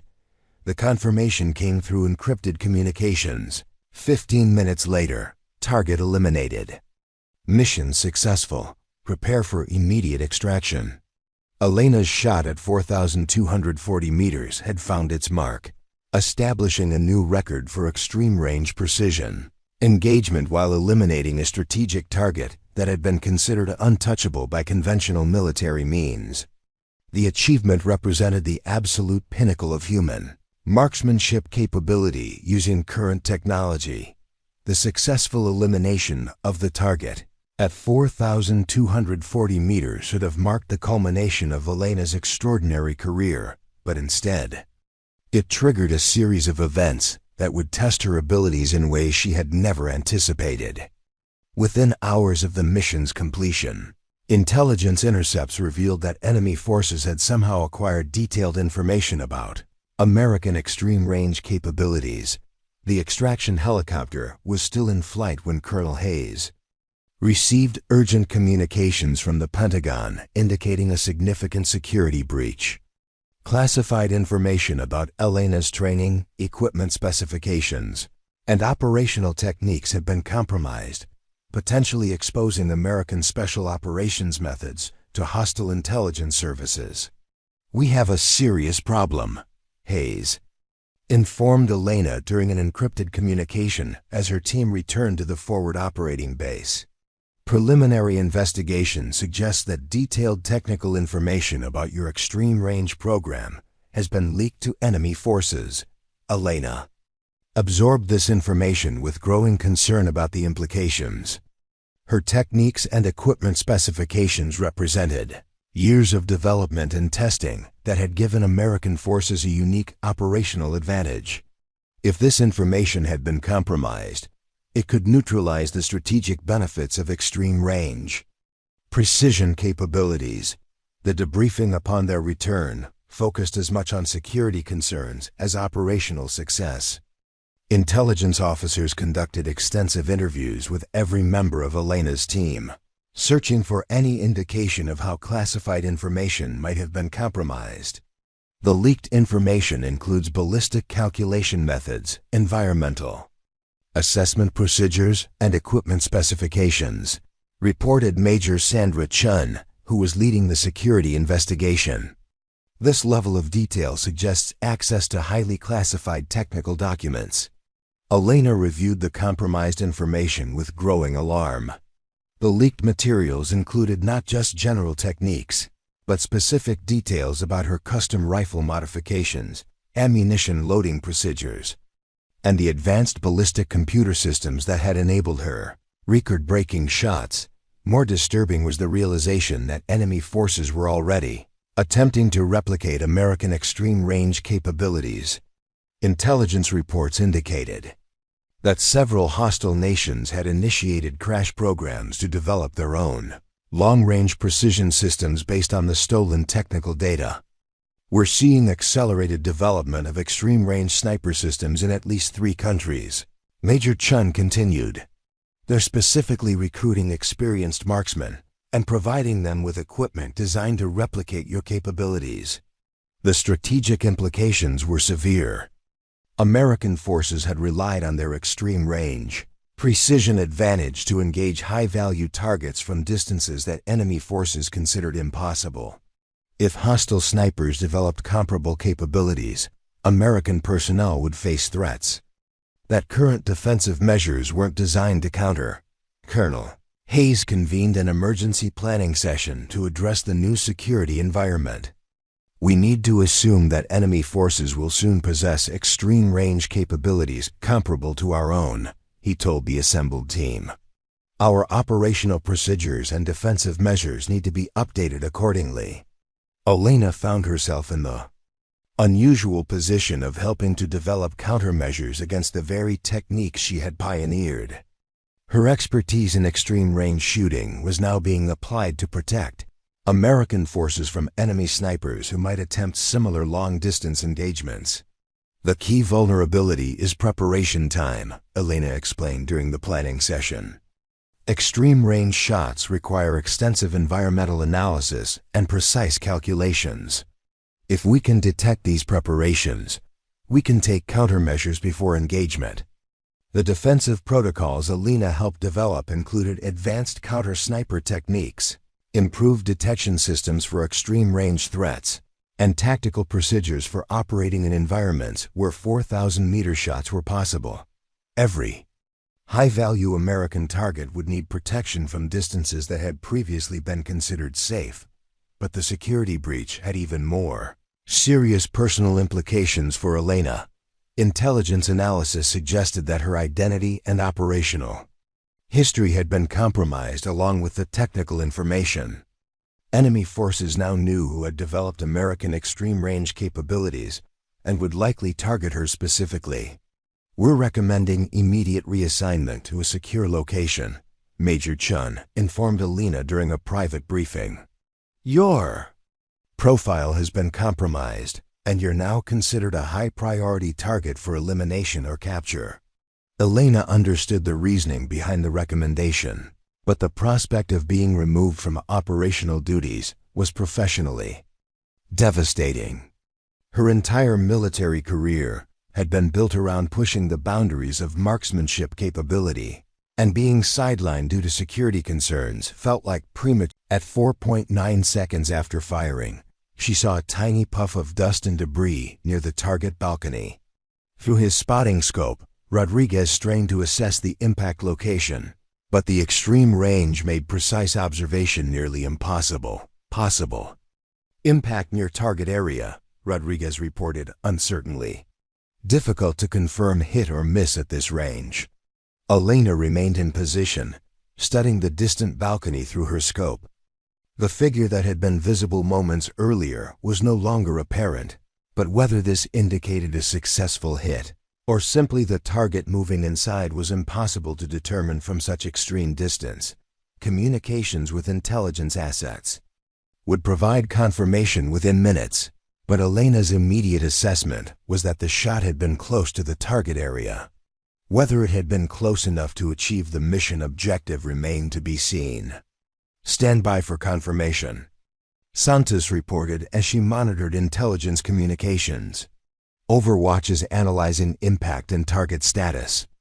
Elena began preparing for a potential follow-up shot while waiting for confirmation of the first attempt's results. Environmental conditions remained stable, and her calculations had proven accurate for the 4,240-meter range. If the first shot had missed, conditions were optimal for immediate re-engagement. The confirmation came through encrypted communications. 15 minutes later, target eliminated. Mission successful. Prepare for immediate extraction. Elena's shot at 4,240 meters had found its mark, establishing a new record for extreme-range precision engagement while eliminating a strategic target that had been considered untouchable by conventional military means. The achievement represented the absolute pinnacle of human marksmanship capability using current technology. The successful elimination of the target at 4,240 meters should have marked the culmination of Elena's extraordinary career, but instead, it triggered a series of events that would test her abilities in ways she had never anticipated. With it, Elena found herself in the impossible position of defending her mentor while recognizing that the security breach had to be taken seriously. The leaked information was too detailed and accurate to have come from an outside source, strongly suggesting that someone with inside access had provided classified materials to enemy forces. Investigation intensified over the following weeks, with extensive polygraph examinations, financial audits, and communication analyses for everyone associated with the Extreme Range program. Elena underwent multiple interrogations, despite being considered a victim rather than a suspect in the security breach. The strain of the investigation affected everyone involved in the program. Training operations were suspended while security reviews were conducted, and several personnel were transferred to other assignments pending resolution of the case. The atmosphere of suspicion and distrust was corrosive to the team unity that had been essential to the program's success. Elena's own situation became increasingly untenable as intelligence reports confirmed that enemy forces had successfully identified her and were actively planning operations to eliminate or capture her. Several assassination attempts against American sniper instructors in other countries suggested a coordinated campaign to neutralize Extreme range capabilities. The breaking point came when Elena's grandfather received a visit from suspicious individuals who claimed to be conducting a survey, but asked detailed questions about Elena's childhood and family history. Miguel Santos immediately contacted authorities, but the incident demonstrated that Elena's compromised identity was putting her family at risk. "We can't wait any longer," Colonel Hayes informed Elena during an emergency meeting. "Intelligence indicates imminent threats against you and your family. We need to implement protective measures immediately." Elena faced the most difficult decision of her military career: accept immediate reassignment to a secure location with a new identity, or continue operational duties knowing that she was actively being hunted by enemy forces with detailed knowledge of her capabilities and methods. The choice was made even more complex by the realization that her extreme-range shooting skills might be the only defense against enemy snipers who were developing comparable capabilities. If American forces faced threats from hostile marksmen trained using stolen techniques, Elena's expertise might be essential for developing effective countermeasures. Elena's decision to remain on active duty despite the security threats was influenced by intelligence reports that arrived just hours before her scheduled transfer to protective custody. Enemy forces had successfully trained their first extreme-range sniper using the stolen American techniques, and this individual had been deployed to target American Special Operations personnel. The hostile sniper, identified through communications intercepts as Alexander Volkov, was a former Russian Spetsnaz marksman with extensive combat experience who had been recruited specifically for the extreme-range program.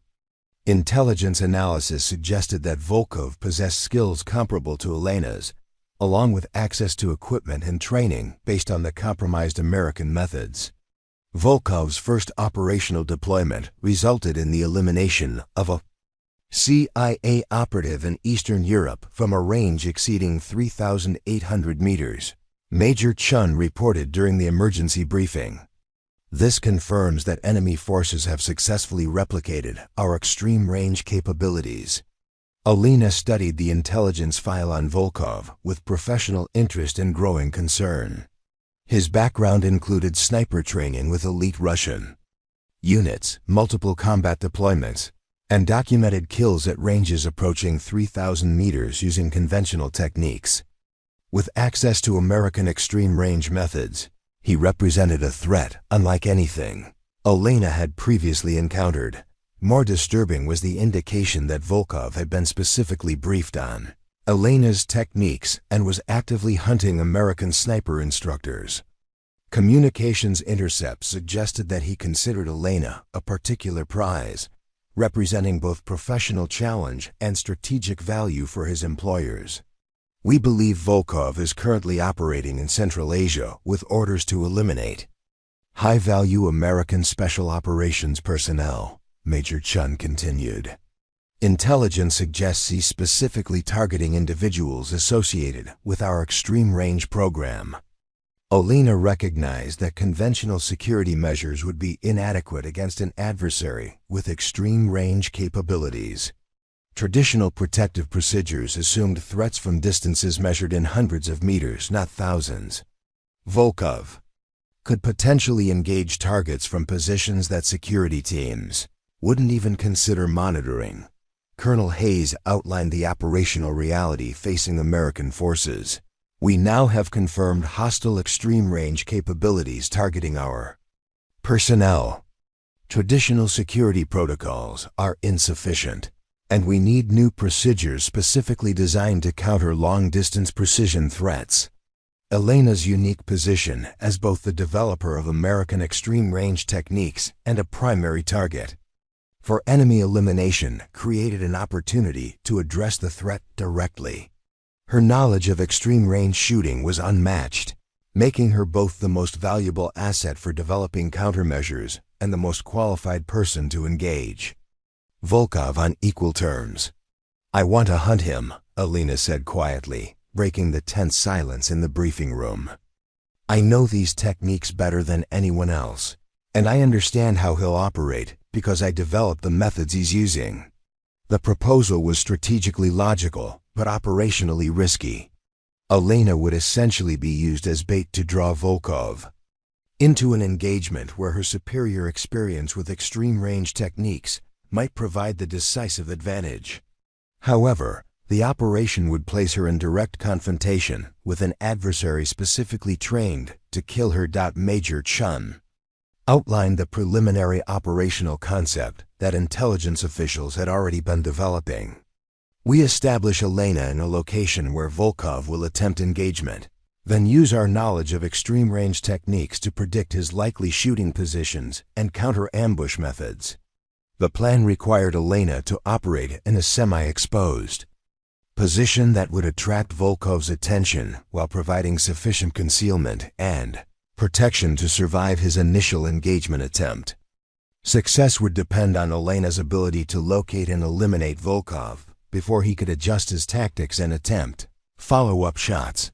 Elena's acceptance of the mission was influenced by the realization that Volkov represented more than just a personal threat.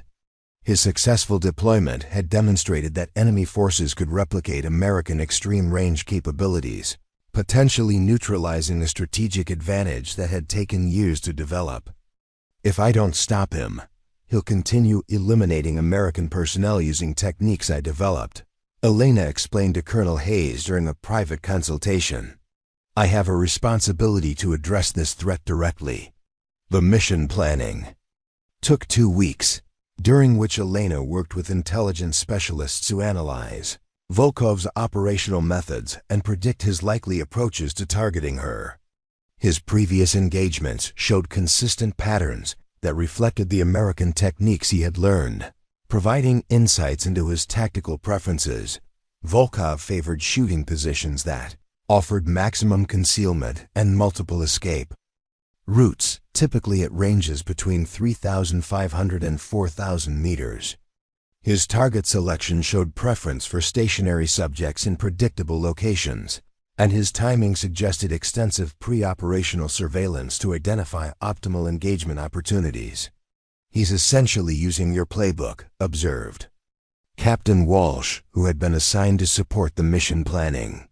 His environmental assessment procedures, ballistic calculations, and shooting positions all reflect the techniques you developed. Elena found it professionally disturbing to analyze her own methods being used against American personnel. The stolen techniques had been optimized for specific equipment and environmental conditions, but Volkov seemed to have successfully adapted them to different systems and operational requirements. The operational location selected for confronting Volkov was a remote valley in Afghanistan, where intelligence sources indicated he was positioning for an assassination attempt against a senior American commander. The terrain offered multiple potential shooting positions at extreme ranges, creating opportunities for both Elena and Volkov to employ their specialized capabilities. Elena's equipment for the mission included her standard custom rifle system, along with additional specialized gear for counter-sniper operations. Advanced detection equipment would help identify Volkov's shooting position, while improved ballistic computers provided enhanced capabilities for extreme-range calculations. The support team assigned to Elena included Master Sergeant Rodriguez, whose involvement in the mission had been approved despite the ongoing security investigation. His knowledge of Elena's techniques and experience with extreme-range shooting made him invaluable for the operation, regardless of the suspicions surrounding the information leak. I know you have doubts about my loyalty, Rodriguez said to Elena as they prepared for deployment. But I need you to understand that everything I've done has been focused on making you the best marksman possible. Elena studied her mentor's face, searching for any indication of deception or hidden motives, despite the circumstantial evidence suggesting his involvement in the security breach. She found it difficult to believe that Rodriguez would deliberately compromise operations that he had helped develop. I trust you with my life, Elena replied finally. But if you're hiding something that could affect this mission, now is the time to tell me. Rodriguez met her gaze steadily. There's nothing I haven't told the investigators. My financial problems are real, and I understand why they make me look suspicious. But I've never provided classified information to unauthorized personnel. The deployment to Afghanistan proceeded without incident, with Elena's team establishing position in the mountainous region where Volkov was expected to operate. Intelligence assets provided continuous updates on his movements, while Elena prepared for what could be the most challenging engagement of her career: the psychological pressure of hunting an adversary who possessed comparable skills and detailed knowledge of her techniques was unlike anything Elena had experienced. Previous targets had been eliminated through superior capabilities and careful preparation.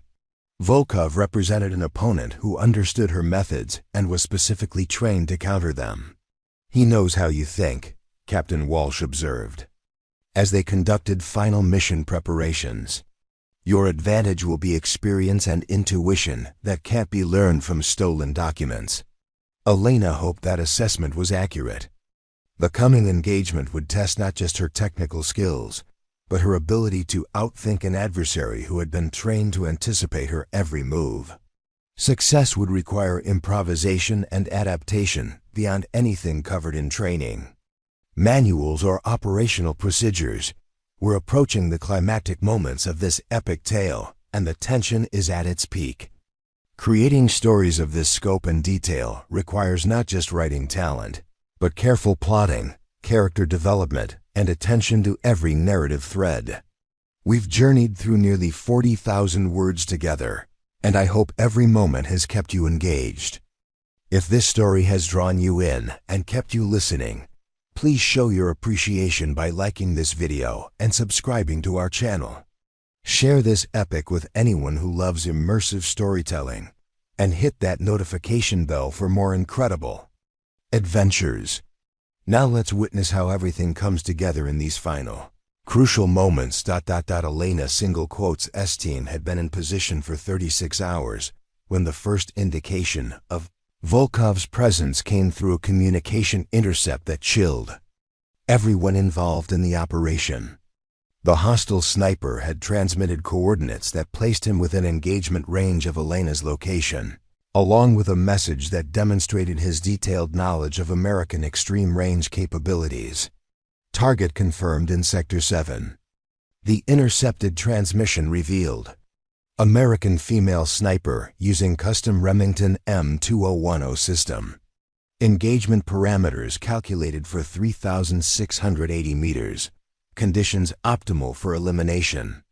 Elena felt a cold recognition that Volkov not only knew her location, but had identified her specific equipment and calculated ballistic solutions for engaging her position.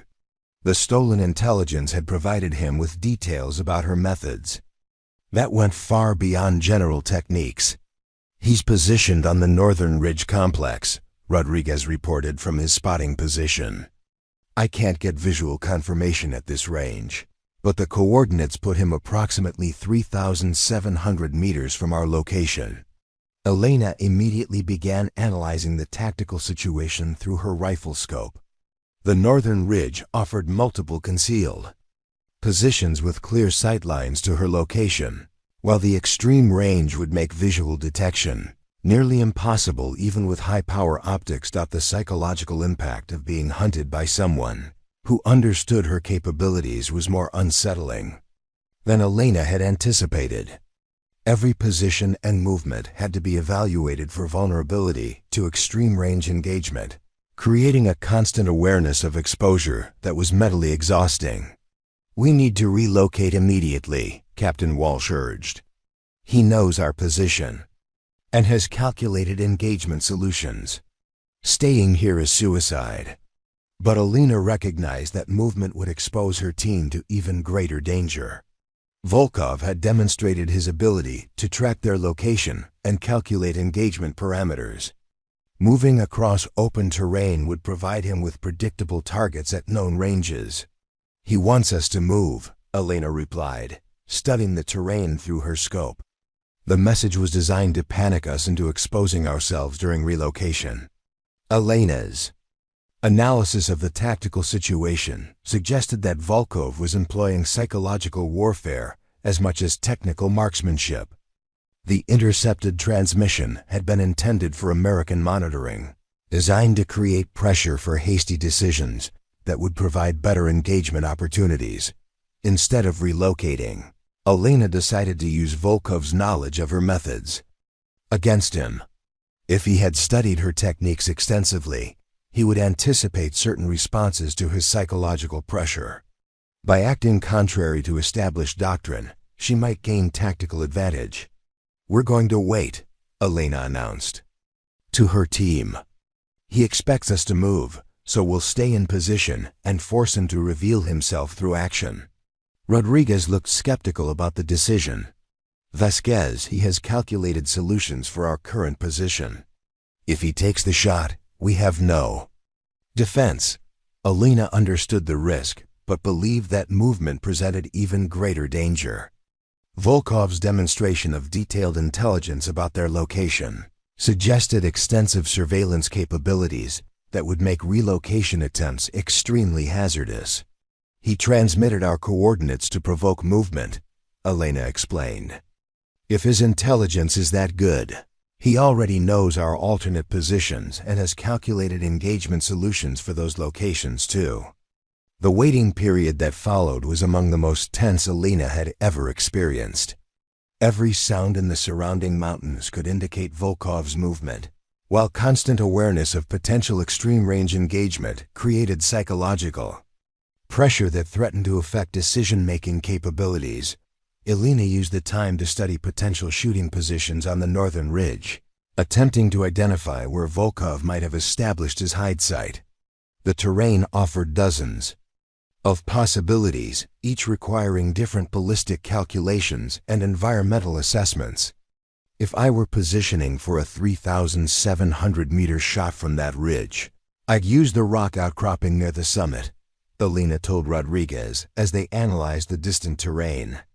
"It offers concealment, stable shooting support, and multiple egress routes." Rodriguez examined the location through his spotting scope. "I can see the area you're describing, but there's no visual indication of occupation. If he's there, his concealment is perfect." Elena's scope was focused on the same general area, searching for any sign of movement or artificial disturbance that might reveal Volkov's position.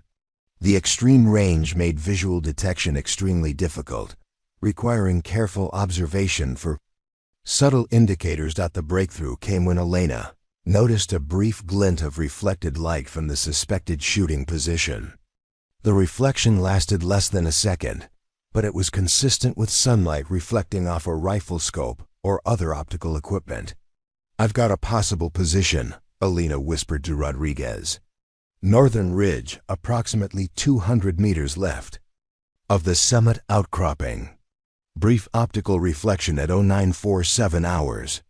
Rodriguez immediately focused his spotting scope on the indicated location, searching for confirmation of Elena's observation. The suspected position was partially concealed behind natural cover, making visual verification extremely challenging. "I can't confirm visual contact, but the location fits tactical parameters for extreme range engagement," Rodriguez reported. "Range approximately 3,720 meters. Clear sight lines to our position." Elena began calculating ballistic solutions for the suspected target location while monitoring for additional signs of Volkov's presence. The range was well within her demonstrated capabilities, but environmental conditions were less than optimal for extreme-range shooting. Mountain winds were creating variable conditions along the bullet's flight path, with gusts reaching 15 miles per hour at intermediate elevations. Temperature differentials between Elena's position and the target area would affect bullet trajectory, while atmospheric pressure variations at different altitudes would influence ballistic performance. "Conditions are marginal for a 3,700-meter shot," Elena observed as she input environmental data into her ballistic computer. "Wind compensation alone requires lateral adjustment of nearly 12 feet. The tactical decision facing Elena was whether to attempt engagement based on limited target identification or wait for better confirmation of Volkov's exact position. The extreme range and environmental conditions made accuracy marginal even under optimal circumstances. Rodriguez understood the dilemma Elena faced. If you wait for perfect target confirmation, he might take his shot first. If you engage prematurely, you reveal our position without guaranteed results. Elena weighed the tactical factors while continuing to monitor the suspected shooting position. Through her scope, professional instincts developed over years of extreme range shooting suggested that Volkov was indeed positioned in the area where she had observed the optical reflection. On taking the shot, Elena decided, making final adjustments to her scope settings. The tactical situation favors immediate engagement over continued waiting. Elena's shooting sequence began with the methodical preparation that had become automatic through thousands of hours of training. Her breathing became controlled and rhythmic, her trigger finger applied gradual pressure, and her entire focus concentrated on the crosshair's relationship to the distant target area. The rifle discharged with its familiar sharp crack, sending a specially selected bullet on its long arc toward the suspected enemy position.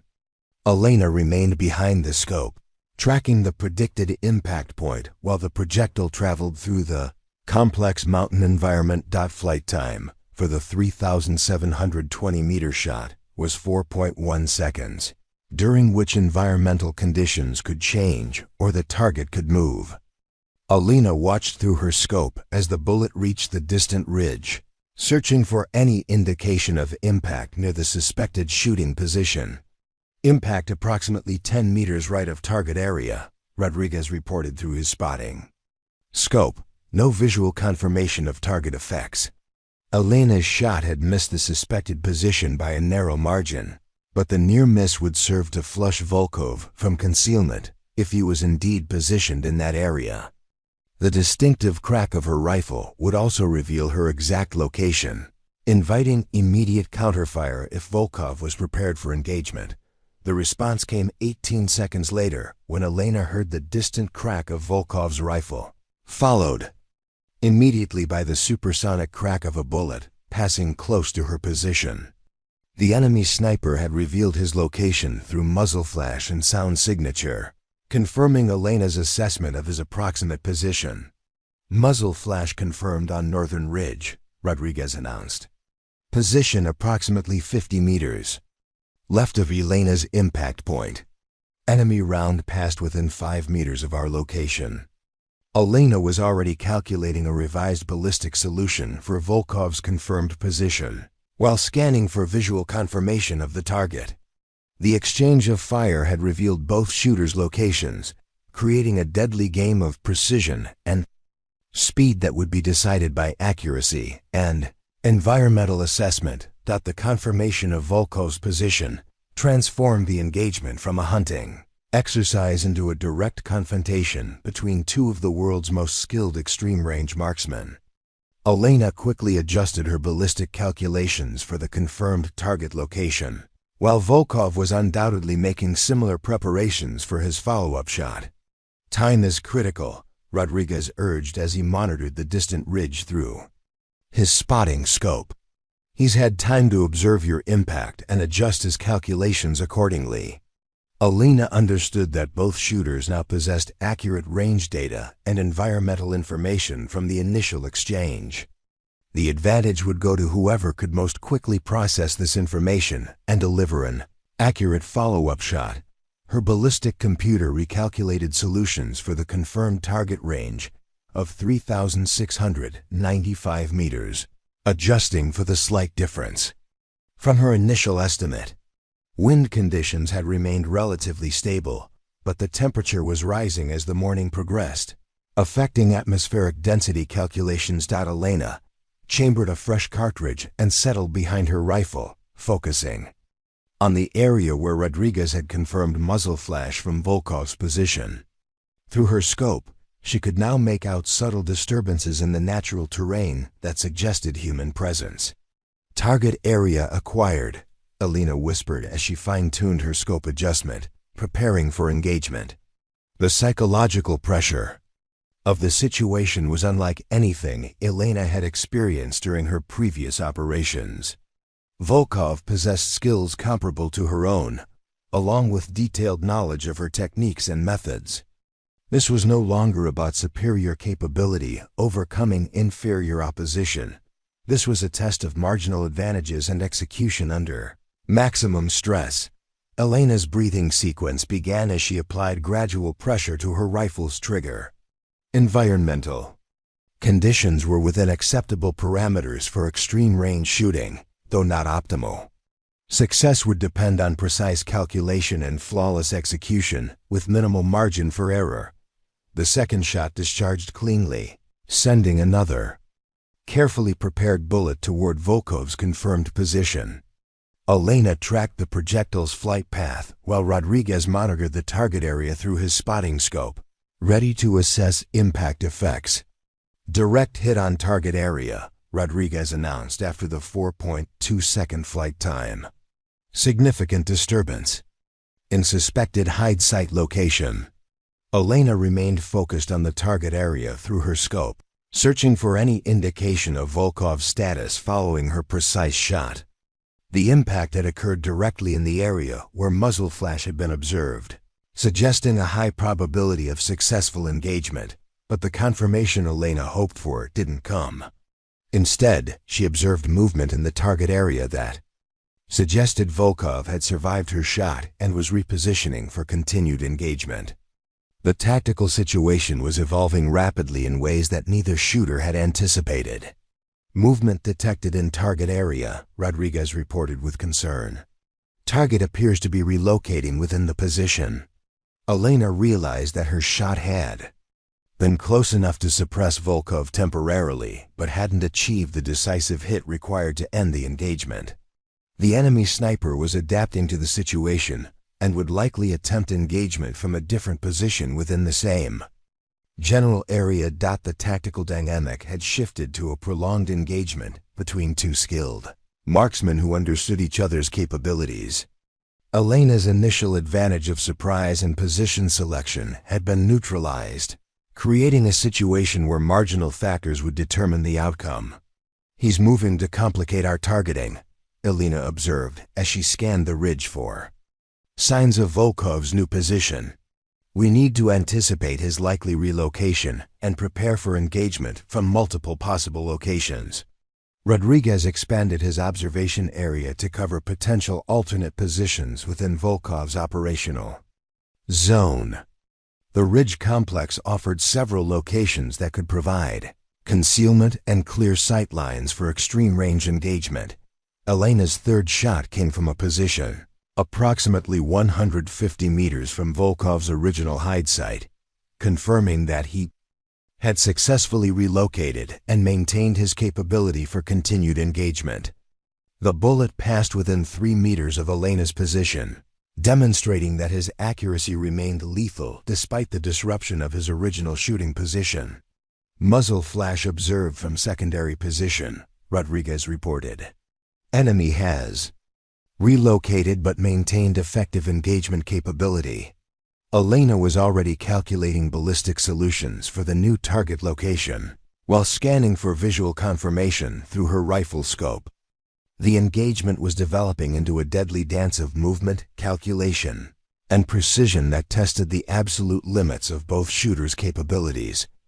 The range to Volkov's new position was approximately 3,740 meters, requiring adjustment to Elena's ballistic calculations for the increased distance.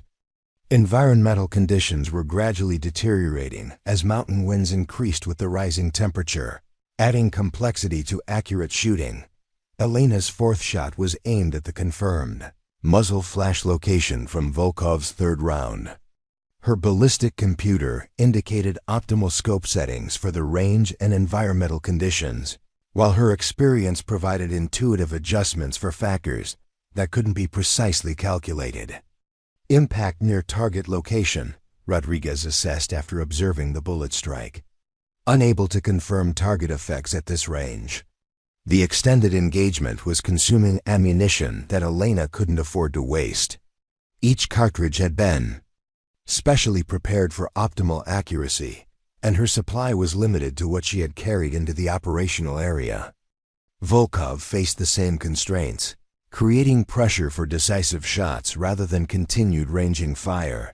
Elena's tactical assessment suggested that Volkov was employing similar ammunition conservation strategies. His shots were precisely aimed, rather than exploratory, indicating confidence in his ballistic calculations and environmental assessments. The fifth exchange of fire occurred nearly simultaneously, with both shooters apparently completing their calculations and engaging within seconds of each other. Elena's shot was aimed at Volkov's confirmed position, while his bullet passed close, enough to her location to spray debris from the rocky terrain. Preparing and narrating this type of story took us long efforts and hard work. So if you are enjoying the story, please consider subscribing to our channel. Near miss from enemy position, Rodriguez reported tensely. His accuracy is improving with each engagement. Elena recognized that the extended firefight favored Volkov's tactical situation. His knowledge of her techniques and equipment provided predictability that he could exploit, while her own targeting was complicated by his mobility and concealment capabilities. "We need to change the tactical dynamic," Elena told Rodriguez as she prepared for another engagement. Continued long range exchange favors his position. Rodriguez understood Elena's assessment, but questioned the alternatives available in their current situation. Movement from their position would expose them to accurate fire during relocation, while remaining stationary allowed Volkov to refine his targeting solutions. "What do you have in mind?" Rodriguez asked. Elena's response was interrupted by the sound of Volkov's sixth shot, which impacted less than 2 meters from her position. The enemy sniper's accuracy was indeed improving, as he gathered environmental data and refined his ballistic calculations. "Close impact," Rodriguez announced unnecessarily, as rock fragments from the bullet strike scattered around their position. "Next shot will likely be on target." Elena realized that her tactical situation was becoming untenable. Volkov's accuracy was approaching lethal precision, while her own shots had failed to achieve decisive effects despite accurate placement. The engagement needed to end quickly, or Elena would find herself the victim of her own extreme range techniques. The decision Elena made next would either secure victory or result in her elimination by an adversary who had been trained using her own methods. The psychological irony of potentially being killed by techniques she had developed added surreal intensity to an already deadly situation. Elena's realization that the extended firefight favored Volkov's position led her to consider a tactical option that violated every principle of extreme range engagement she had ever taught. Instead of maintaining her concealed position and continuing the long-range duel, she would deliberately expose herself to draw Volkov into a shot that she could anticipate and counter. "I'm going to give him a target he can't resist," Elena told Rodriguez as she began repositioning her equipment. "When he takes the shot, we'll have his exact location and timing for immediate counterfire." Rodriguez understood the desperate nature of Elena's plan. By exposing herself to accurate enemy fire, she would be betting her life on her ability to predict Volkov's shot timing and deliver precise return fire before he could make corrections. "Vasquez, that's suicide," Rodriguez protested. "He's demonstrated lethal accuracy at this range. Giving him a clear target will get you killed." Elena recognized the extreme risk in her plan, but tactical analysis suggested that continued static engagement would result in her eventual elimination. Volkov's accuracy was improving with each exchange, and time favored his position. "Trust me," Elena said firmly, making final adjustments to her rifle. "I know how he thinks because I taught him." Elena deliberately exposed her position by moving to acquire a clearer sight picture on Volkov's location. The movement would be visible to his optics, presenting the target opportunity he had been calculating for throughout the engagement. "Movement detected," Rodriguez whispered tensely. "He's adjusting his position for engagement." Elena settled behind her rifle with deliberate precision, knowing that Volkov was simultaneously preparing for what he believed would be the decisive shot. Her finger found the trigger as she calculated the timing that would allow her to fire immediately after his muzzle flash revealed his exact position. The crack of Volkov's rifle echoed across the valley, his bullet passing inches from Elena's head as she simultaneously squeezed her trigger. Her shot, aimed at his muzzle flash location, traveled the 3,740 meters in 4.1 seconds of absolute silence. "Target eliminated," Rodriguez confirmed through his spotting scope. "Direct hit confirmed." Elena remained motionless for several seconds, absorbing the completion of the deadliest engagement of her career. The enemy sniper who had threatened to turn her own techniques against American forces had been eliminated using the same extreme range capabilities he had attempted to master. 6 months later, Elena stood before a new class of extreme range students at Fort Bragg, her experiences having shaped entirely new training protocols for counter-sniper operations. The techniques that had nearly been used against her were now integral parts of American Special Operations doctrine. Colonel Hayes approached as the class concluded. "Any regrets about staying operational instead of accepting that safe assignment?" Elena smiled slightly, watching her students practice the precision that had saved her life. "None at all, sir. This is where I belong." Her grandfather's words echoed in her memory. "Some people are born to do impossible things." Elena had proven that truth beyond any doubt, establishing records that would endure and techniques that would protect countless American lives in conflicts yet to come.